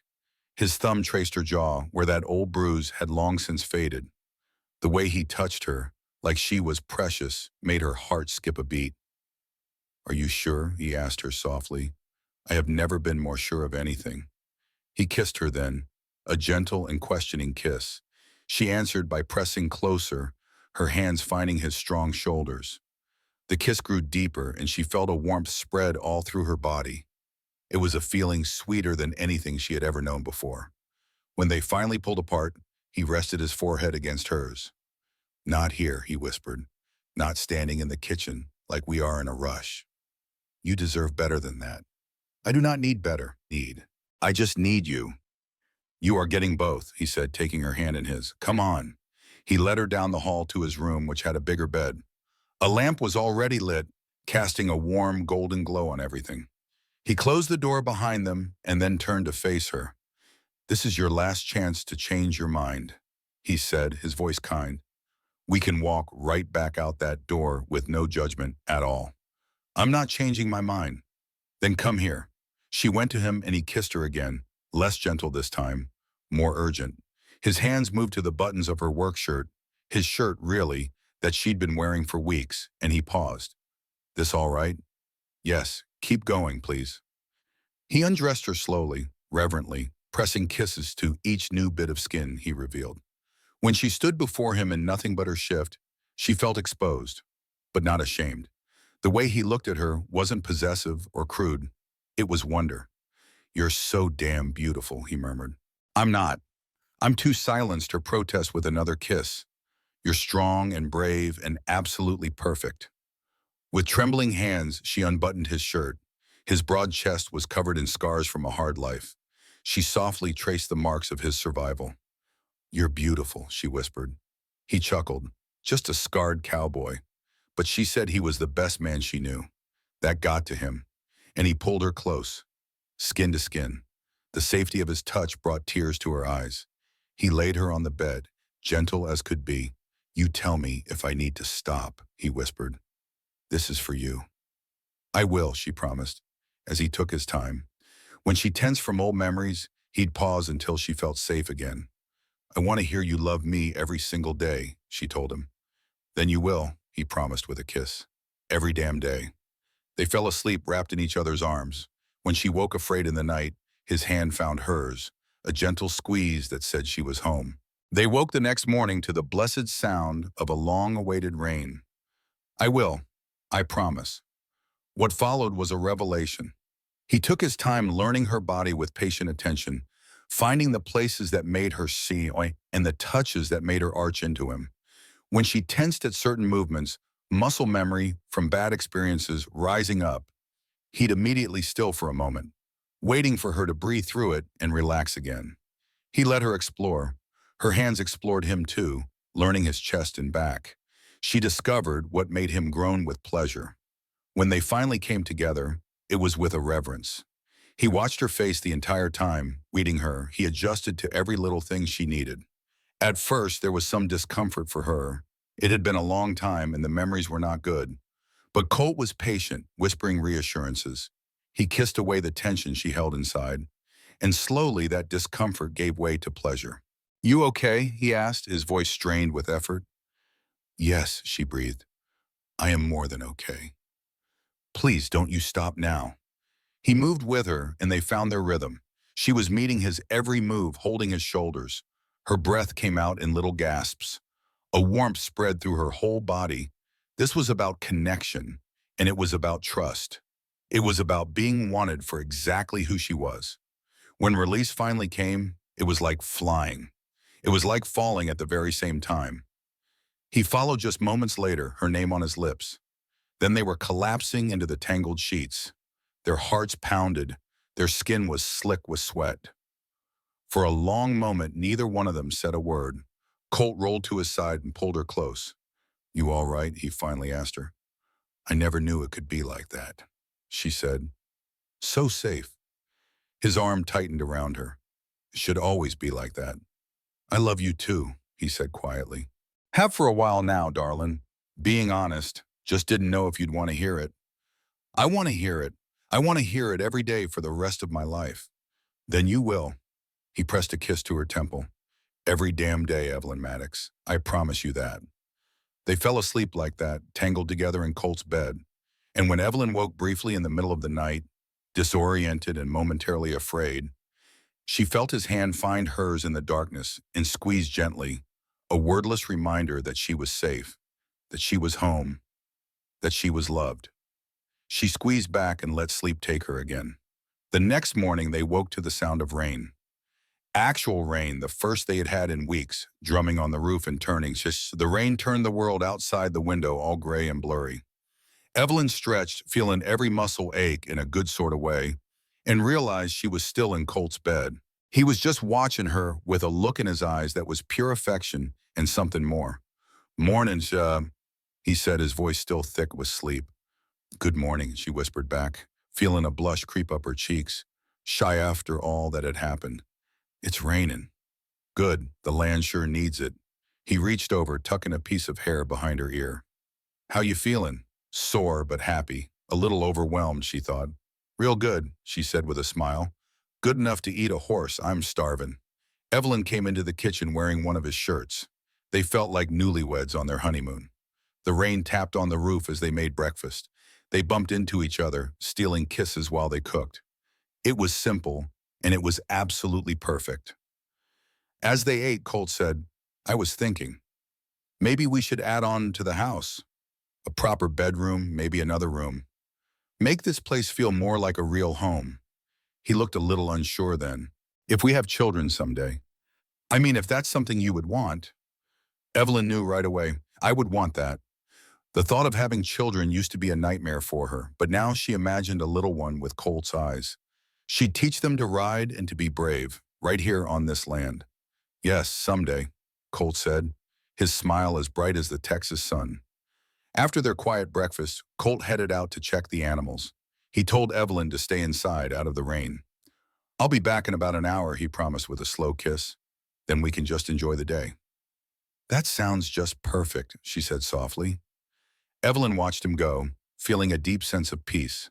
She looked around the kitchen at the simple chores waiting for her, doing the dishes, sweeping the floor, all the little things. A smile touched her lips as she started to wash up.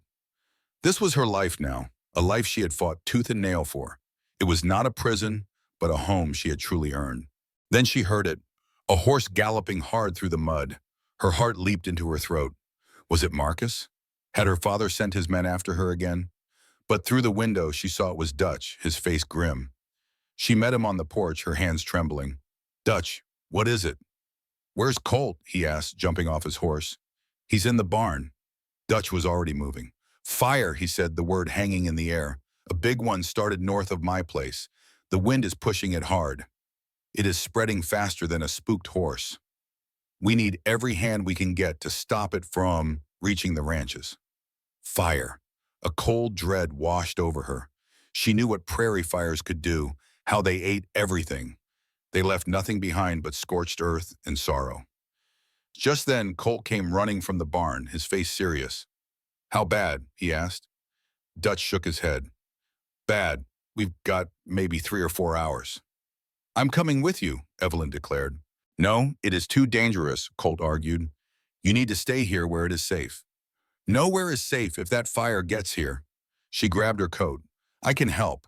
I can carry water or something." Dutch chimed in. "She is right. We need everyone we can get. This is not about being polite. This is about surviving." Colt was torn, but he knew they were right. He finally nodded. "All right, but you stay close to me. And if I tell you to run, you run. Understood?" "Understood." They quickly saddled the horses and rode out. As they rode north, the rain started to let up. The closer they got, the stronger the smell of smoke became. Then they came over a small hill and saw it. A wall of fire stretched across the land about 2 miles away. It was eating up the dry grass with a terrifying hunger. Even with the damp ground, the fire moved like a living beast. The sky above it was black, and they could hear its roar. It sounded like thunder mixed with the crackle of burning trees. "Good Lord," she whispered, stunned by the sight. "Let's go." Colt raced Russ toward Dutch's ranch. A dozen neighbors were already there. They had no plan, just determination. They had to dig trenches and clear brush. Evelyn worked right alongside the strangers. Survival was their only introduction. They all dug hard with shovels and axes. They cleared a wide strip for a fire break. Her hands blistered within the first hour. Her back ached something fierce, but she kept going. Stopping meant they would lose everything. The fire's heat grew more and more scorching. Hot embers rained down from the sky. They stomped out little spot fires everywhere. The roar of the coming blaze was deafening. Smoke made their eyes and throats raw. "Get back!" someone yelled. They all retreated. A wall of fire rushed right at them. Evelyn pressed herself close to Colt's side. They were tired, filthy, and terribly scared. If the firebreak failed, they would have to run. The flames finally hit the cleared ground. For a second, it looked like it would jump.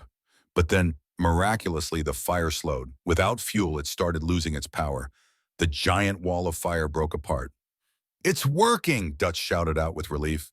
They fought hard for 2 more long hours. They put out every last smoldering ember. At last, the fire finally burned itself out. In the rain, Evelyn could barely keep her feet.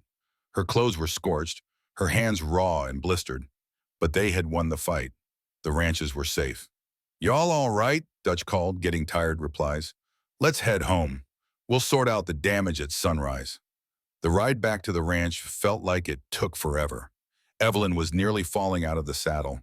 When they finally got home, Colt had to lift her down. Her legs just gave out. "Easy now," he murmured. He took her weight and led her right inside. He sat her at the table and started to tend to her hands. She was too plumb tired to say a single word. She simply let him take care of her. "You were really something else today," he said softly. "Just as brave as they come, Evelyn." "I was terrified." "Being brave ain't about not being scared. It's being scared and doing it anyway." He then gently wiped the soot from her face. "You saved lives today. You ought to be proud." "I'm just glad you're safe," she said, holding his hand. "When I saw that fire get so close—" Her voice broke.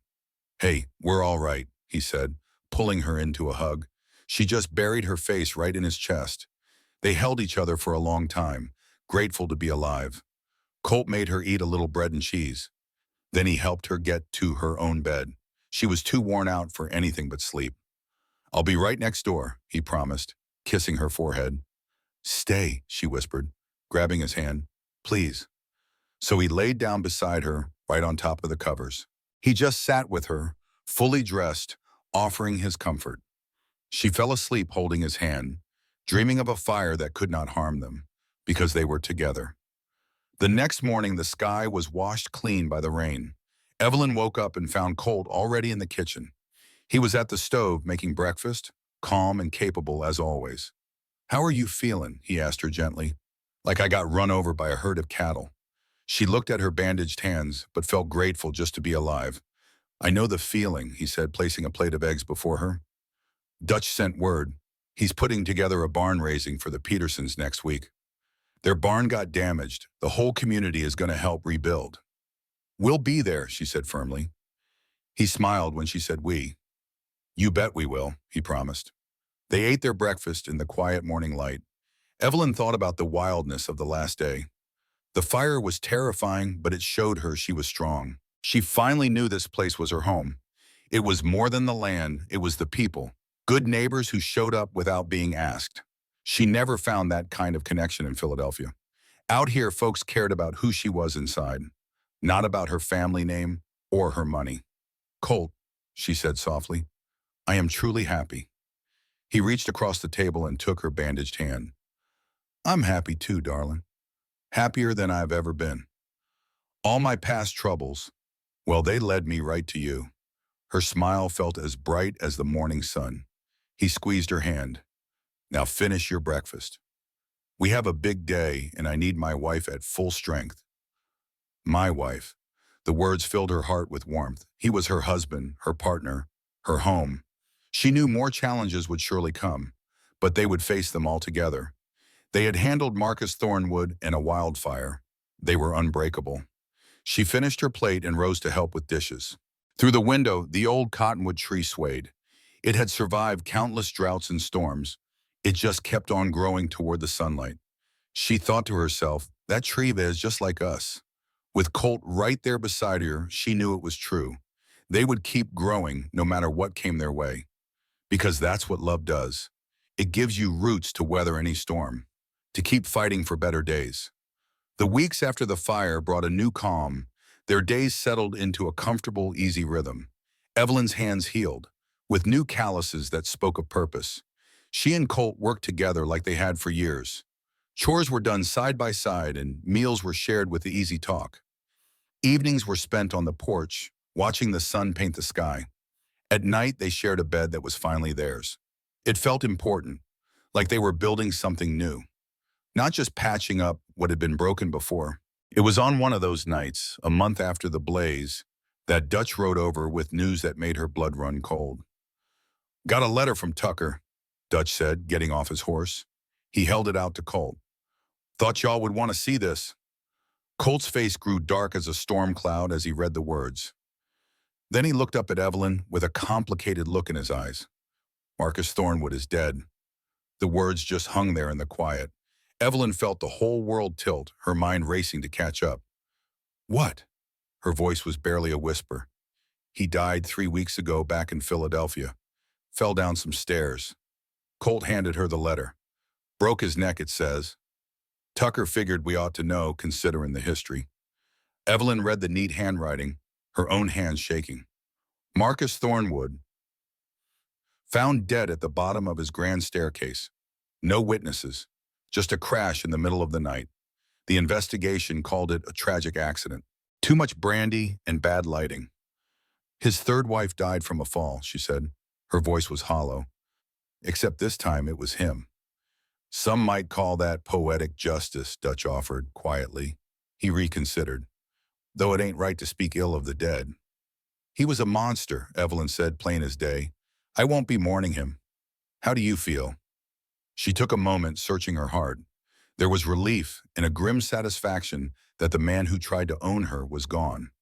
But there was also something else, a kind of sadness, not for Marcus, but for all the women who had not been able to escape him. "I feel free," she said at last, "like a heavy door has finally shut for good. He can never come back. He can't use his money or his lawyers to cause trouble anymore. It is truly over." In response, Colt squeezed her hand. "Then we can stop looking over our shoulders and just live." Dutch stayed on for supper. They raised glasses of whiskey and a toast. It felt less like for the dead and more like a celebration of living. After he left, she stood with Colt on the porch, his arms around her. "You know what this all means," she said in a quiet voice. "No one is looking for me. My father cast me out. Marcus is gone. I am not running anymore. I am here because I choose to be." She felt him smile against her hair. "That is the best reason there is. I want to write to my Aunt Caroline. My father forbid me from contacting her. My mother passed. Now that he's cut me off, maybe she'll write back. I just want her to know I'm safe." "Then you ought to write her," Colt said. "Heck, if she wants to visit, we got the room. We could build that extra room I was talking about." Evelyn turned to face him. "You'd really do that? Add on to the house?" "Been thinking on it anyway, especially if we're fixing to start a family." His hand came to rest on her stomach, a gentle and hopeful touch. "Speaking of, have you—" "Not yet. It is too soon to tell. But Colt, when it happens, I want you to know I am not afraid anymore. I used to think bringing a baby into this world would be the scariest thing, having to protect him from folks like my father or like Marcus. But now I just think about raising them right here, teaching them to be strong and kind. And that thought makes me excited, not scared. They would be the luckiest kids to have you for a mama. We'd be lucky to have them." She stood on her tiptoes and gave him a long kiss. "Come on back to bed. I want to celebrate being free with my husband." He let out a happy laugh and swept her into his arms, carrying her back inside while she squealed with pure joy. They made love that night with a happiness that went deeper than passion, with laughter mixed right in. Afterwards, they just laid tangled up together, making plans for a future that finally felt like it was truly theirs to keep. The barn raising for the Petersons was the very next week, and Evelyn was just amazed by how the whole community showed up to help. Every man, woman, and child was there, doing their part. The men worked on the heavy lifting, and the women organized the food. But before long, everyone was working side by side. Evelyn found herself handing boards right up to Colt. Mrs. Peterson helped steady a beam, and the judge's wife ran a saw like a pro. During a break for lunch, a young woman walked over to Evelyn. She said, "Mrs. Maddox, I'm Sarah Peterson. This is our barn y'all are helping to rebuild." Evelyn stood right up, her heart going out to the young woman. She told Sarah how very sorry she was about the fire. It could have been so much worse without those fire breaks and all our neighbors. Sarah's eyes filled with tears. "I just do not know how to thank y'all. You do not have to. This is just what neighbors do for each other. I heard you were right there in the thick of it, fighting that fire, and you had only just gotten to Texas. That took some real grit." Evelyn looked over at Colt, working hard in the heat as he lifted a beam. She said, "Someone I love was in danger. This land is our future." "Of course I was going to help," Sarah smiled. "You two look truly happy, not just for show." "We are," Evelyn replied, "happier than I ever dreamed." Sarah squeezed her arm warmly. "Welcome to Dust River, Mrs. Maddox. I think you are going to fit right in here." As Sarah walked off, Evelyn felt a warmth that was not from the sun. She knew she belonged. These folks accepted her completely. They did not judge her past. They just saw who she was now. The new barn went up in just 2 days. It was amazing what good people could do when they worked together. When the work was done, everyone gathered around. Peterson stood on a hay bale to get their attention. His voice was thick with emotion. "I just want to thank y'all. Every single one of you gave your time and your sweat. You did not have to, but you did, because that is what we do. Out here, we take care of our own." He looked right at Evelyn. "And that includes you and Colt. You are family now. Do not you forget it." The crowd cheered, and Evelyn felt tears well up in her eyes. She had spent a lifetime in Philadelphia high society, but she never felt like she belonged until right now in dusty Texas. Here, a person's actions mattered more than their name. She was finally home. The ride home was quiet, a good kind of tired. That's when she really saw the old cottonwood tree. The setting sun made it glow like a lantern lit from inside. That tree had been watching over this land for a long, long time. "Let's get married again," she said all of a sudden. Colt stopped his horse and looked at her, completely puzzled. "Darling, we are already married," he said with a confused grin. "I know," she said, "but the first time was rushed, born out of necessity. I want to do it again because we want to, not because we have to." A real wedding with all our new friends and family. Understanding washed over his face, followed by a warm smile. You want to renew our vows? He asked. Yes, under that tree in the spring, with Dutch and the Petersons and everyone who has become our family. Well now, that's a mighty fine idea, Colt said, leaning over to kiss her. Spring it is. We'll do it proper this time around. They spent that fall getting everything ready. Colt got to work adding on to the house. He built a real bedroom with a spot for a cradle and a small sitting room for Evelyn. She finally wrote a long letter to her Aunt Caroline, telling her everything. She was just thrilled when a reply came back about 6 weeks later. Her aunt was horrified by what her father did, but so happy about her marriage. She even promised she'd try to visit in the summer if she was feeling up to it.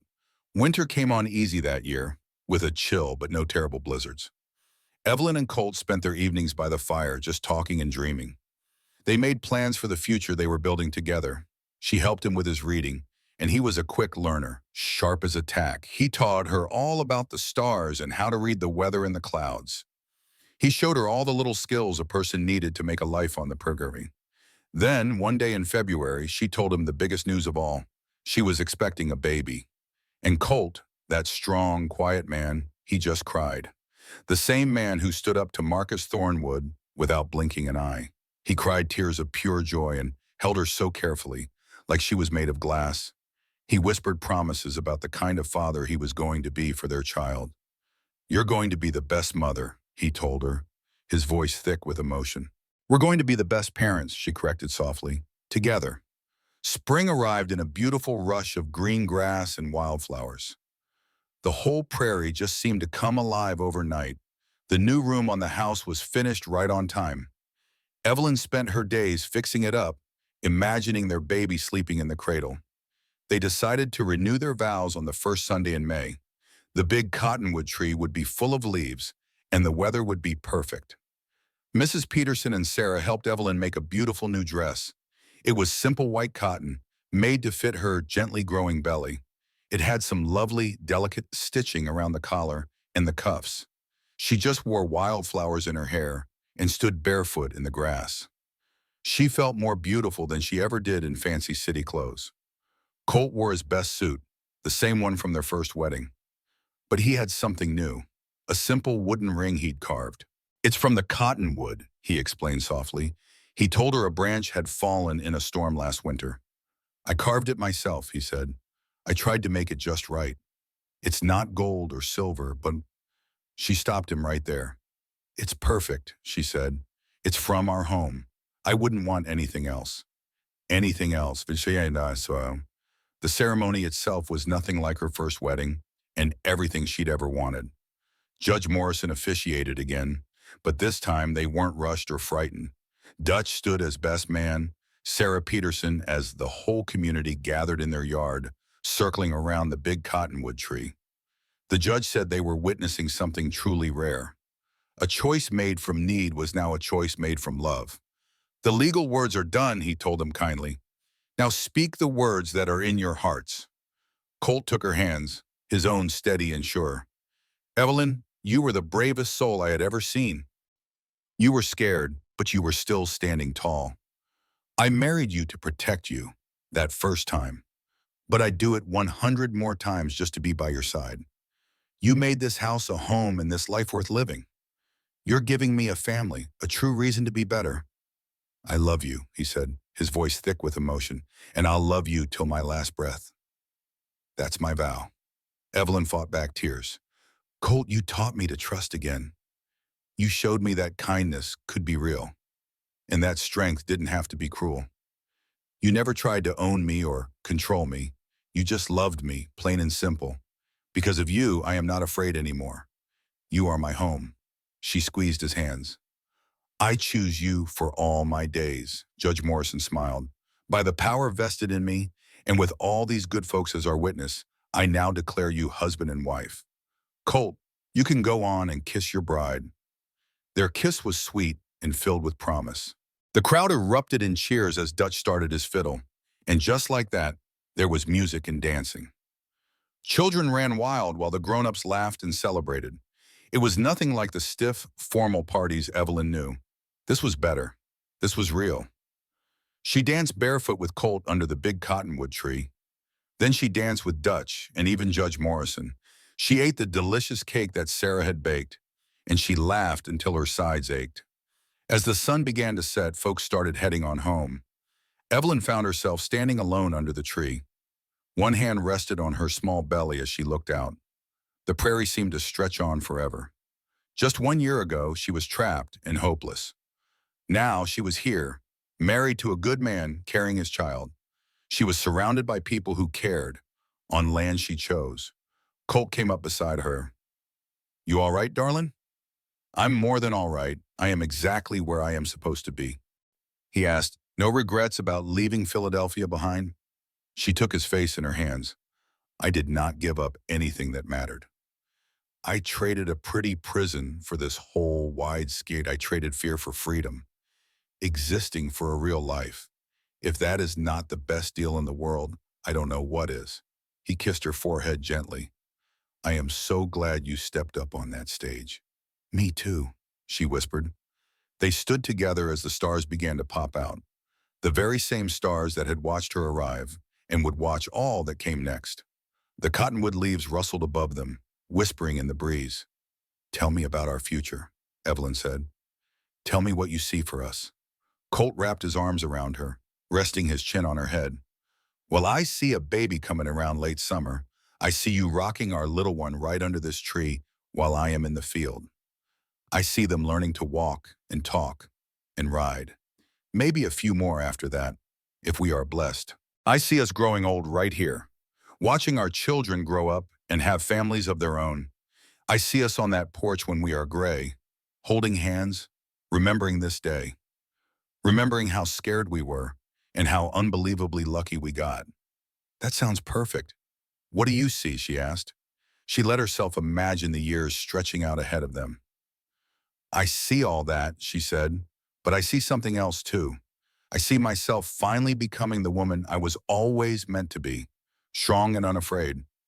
I see us building something that will last, not just a ranch, but a legacy of kindness and choosing love even when things get tough. I see our children knowing they are valued for who they are, not for what they can do for someone else. A home full of laughter, not fear." "We can do that," Colt said softly. "We are doing that. Yes, we are." The last of their guests, Old Dutch, finally headed out with a wave. He promised to check on them in a few days. The prairie settled down for the night. The sounds of crickets and a distant coyote filled the air. The wind whispered through the new grass growing back after the fire. They went inside together, to the house that was finally a home, to the bed they had built together with trust, patience, and love. Lying in his arms, Evelyn thought about how sometimes the longest journeys lead you right where you belong. Her scariest leap had brought her to the safest place. She'd come to Texas as a bride running from a dark past. She had nothing but a tattered bag and a single prayer. But she found a good man who offered choices, not commands.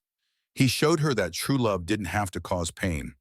The months that followed were filled with a quiet magic. As Evelyn's belly grew, Colt talked to their unborn child. He told stories of the ranch and how much they were loved. Together they painted the nursery a soft, sunny yellow. Aunt Caroline sent a gift of curtains and promised to visit. Then the familiar heat of a Texas summer rolled in. On a thick August night, it was finally time. Dutch rode like the wind for the midwife, while Colt stayed right there, holding her hand. Through it all, he was her rock, whispering that she could do it when she felt like giving up. "You're the strongest woman I know," he said. "You can do anything." And bless her heart, she did. Just past midnight, under a sky full of stars, she brought their little girl into the world. That baby's first cry was as strong and healthy as a young calf. When the midwife placed that tiny, precious bundle in Evelyn's arms, her heart nearly burst. She just looked down at her daughter and felt a love she never knew was possible. "Well, hello there, little one," she whispered with a tear in her eye. "Welcome on home." Colt sat right beside them with his arm wrapped around Evelyn and tears streaming down his face. His daughter's tiny hand was wrapped around his finger, and he just broke down. "She's perfect," he managed to say. "Y'all are both just perfect." "What are we going to name her?" Evelyn asked, her voice soft and tired. They had talked about names for months, But looking at her now, Evelyn just knew. Catherine, she said, for my mama, and Sarah, for both our mothers. That way they're both part of this brand new start. Colt tried the name out. Catherine Sarah Maddox. It's perfect. Just like her. The three of them stayed like that till the sun came up, a little family bathed in lamplight. It was the start of a whole new chapter, written right there in their little Texas home.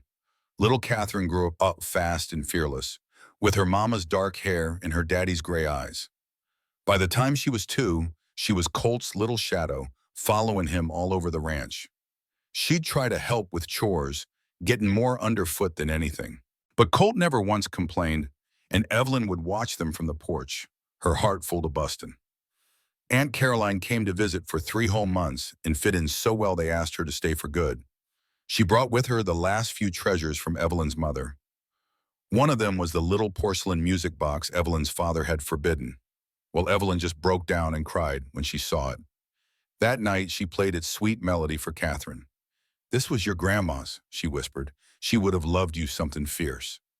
Then more children came along, a son named James and twin girls, Grace and Hope. Their little house just grew right along with their family. Catherine could ride a horse before she could properly walk. A true prairie girl. James was the quiet one, with his daddy's gentle way, while the twins were a whirlwind of giggles. Colt and Evelyn raised them all to work hard, be kind, and never look down on anybody. They built a life that was rich in all the ways that mattered. They had good land, healthy animals, and children who were safe and loved. Old Dutch became Uncle Dutch, a part of the family right up until he passed in his sleep at 72. Their daughter, Catherine, grew up wild and free, with no fear in her heart. James was the quiet one, with his daddy's gentle touch and his mama's love for books. And the twins? Well, they were a whirlwind of laughter and pure, unadulterated mischief. Evelyn made sure they could all read and write and think for themselves. Colt taught them the value of a hard day's work and to treat every person with respect. Together, they raised children who were strong but gentle and kind to their core. Their kids knew how to stand on their own 2 feet, but also how to lend a helping hand. The ranch did well. They weren't rich like city folk, but they were wealthy in what counted. They had good land, healthy cattle, and neighbors you could always count on. Most important, they had children who were loved and safe under the big Texas sky. Old Dutch became Uncle Dutch, a permanent fixture at their dinner table. He passed on peacefully in his sleep at 72, leaving his land to the family he chose. The Maddox family got a note that simply said, "Y'all take care of it. You have always been the family I chose." Judge Morrison saw Catherine married to a fine young rancher from a few counties over. Their wedding took place right under that old cottonwood tree. James took over the ranch when Colt's joints got too stiff for the work. The twins, bless their hearts, both became teachers for the communities nearby. They even started a school right there in Dust River. Through every season, Evelyn and Colt stayed what they had always been, partners. They were best friends who chose each other every single day, even when it got hard. When life got tough and age slowed them down, their bond only grew stronger. They grew old together right there under that cottonwood. They'd watch their grandchildren play on the same patch of grass where they danced. That was the spot where Evelyn first felt she could finally breathe easy. Their hands, once so different from their work, became weathered together by time. And you know what? They still fit together perfectly. One autumn evening when she was 73 and he was 75, they sat on the porch. They were in the rocking chairs their children had made for them, just watching the sky. The sunset painted the whole horizon in shades of purple, orange, and gold. It looked just like a watercolor painting bleeding together. "Do you remember the day you first got here?" Colt asked, his voice a little thinner now. "You were so scared, with that awful bruise and pure terror in your eyes. I was convinced you were going to be just like my father, Marcus." She squeezed his hand and smiled. "Shows what you knew. I was terrified too.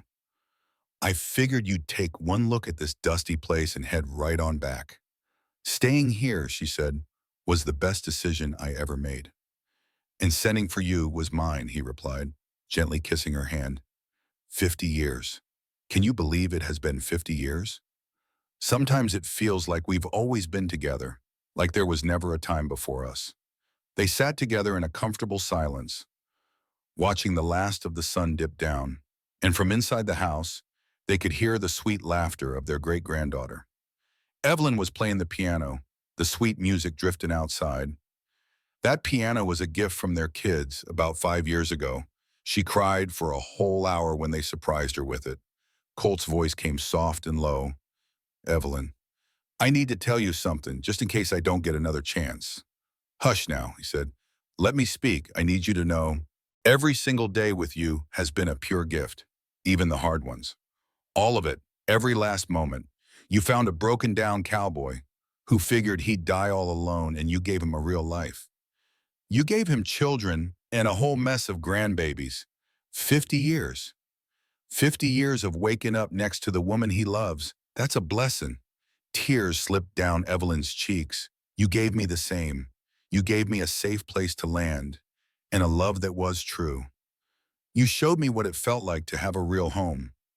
We gave each other a home, he smiled, as the stars began to pop out. Those were the same stars that had watched over their very first night. They'd seen every child born, every big moment of their long life, just watching over the two of them, steady and bright. That old cottonwood is still standing, Colt said, nodding toward it. After all these years and all those storms, it's still there, just like us. Just like us, she whispered back, and they sat there till the air got a chill. Their daughter-in-law came out to call them inside for supper. The house was just brimming with family, 3 generations all under one roof. They'd built something special here, something worth staying for. The dinner table was full of good food and easy conversation. In the middle of it all, Evelyn caught Colt's eye from across the room. They shared a quiet smile that held 5 decades of love. This is what they'd built. Not just a ranch, but a true legacy. A legacy of choosing love over fear and always standing together. They'd made a safe place for each other and for everyone they loved. After 50 years in his arms, Evelyn thought back. She remembered that scared girl with a bruised face, fresh off the stagecoach. All she had then was a desperate hope for something better. We did good, she whispered. We did real good, Colt agreed softly. I love you, Evelyn Maddox. I love you too, Colton Maddox. They fell asleep just like that, wrapped in a love as old as time. It was the warm comfort of a life well lived and a home built on love. Outside their window, the old cottonwood tree stood watch. Its roots ran deep in that Texas soil, just like theirs. That tree had seen it all, a silent witness to their story, a story of how 2 broken souls can find each other and build something that could never be broken. A woman running from her past found a man who gave her everything. Her one desperate gamble paid off for generations. It just goes to show you, sometimes love wins. And here in the Texas Panhandle, it won big. The mail-order bride who came with nothing but fear found more than safety. She found a deep and lasting joy. And the cowboy who said he was a simple man kept his promise to be gentle for 50 long years. He chose partnership over power every single day. Together, they built a home, a family, and a true legacy. It all started with one woman's leap of faith and one lonely man's simple hope for a partner. Somehow, 2 halves became whole right here in Texas. This was the story Evelyn told her great-grandkids. She would leave out the darkest parts, about men like Marcus Thornwood. No need for them to know about that kind of evil, but she always shared the most important part. Sometimes she'd tell them the scariest choice is the right one. Right here to this family and to your grandpa, Colt. See, being brave is just doing what is right, even when you are scared. And if you are lucky, that courage leads you right back home. The little ones would listen close, feeling the weight of those words. They knew the story of their great-grandparents was important, that the love that built their home was a precious thing, a love worth fighting for and holding on to. As the years rolled by, that old cottonwood tree stood guard. It watched over the Maddox Ranch and all the children who played there, shading the grandkids and their kids too, for years to come. It remembered a love that started out with nothing but hope and grew into something strong and real and true. The mail-order bride and the cowboy who was all bark. Their story became a legend told all over Dust River. It was proof that sometimes you just have to take a leap of faith. And every spring when the wildflowers bloomed across the prairie, the Maddox family would all gather right there under that tree. They would remember the day Evelyn Carter became Evelyn Maddox, the day love put down roots and started a family forever.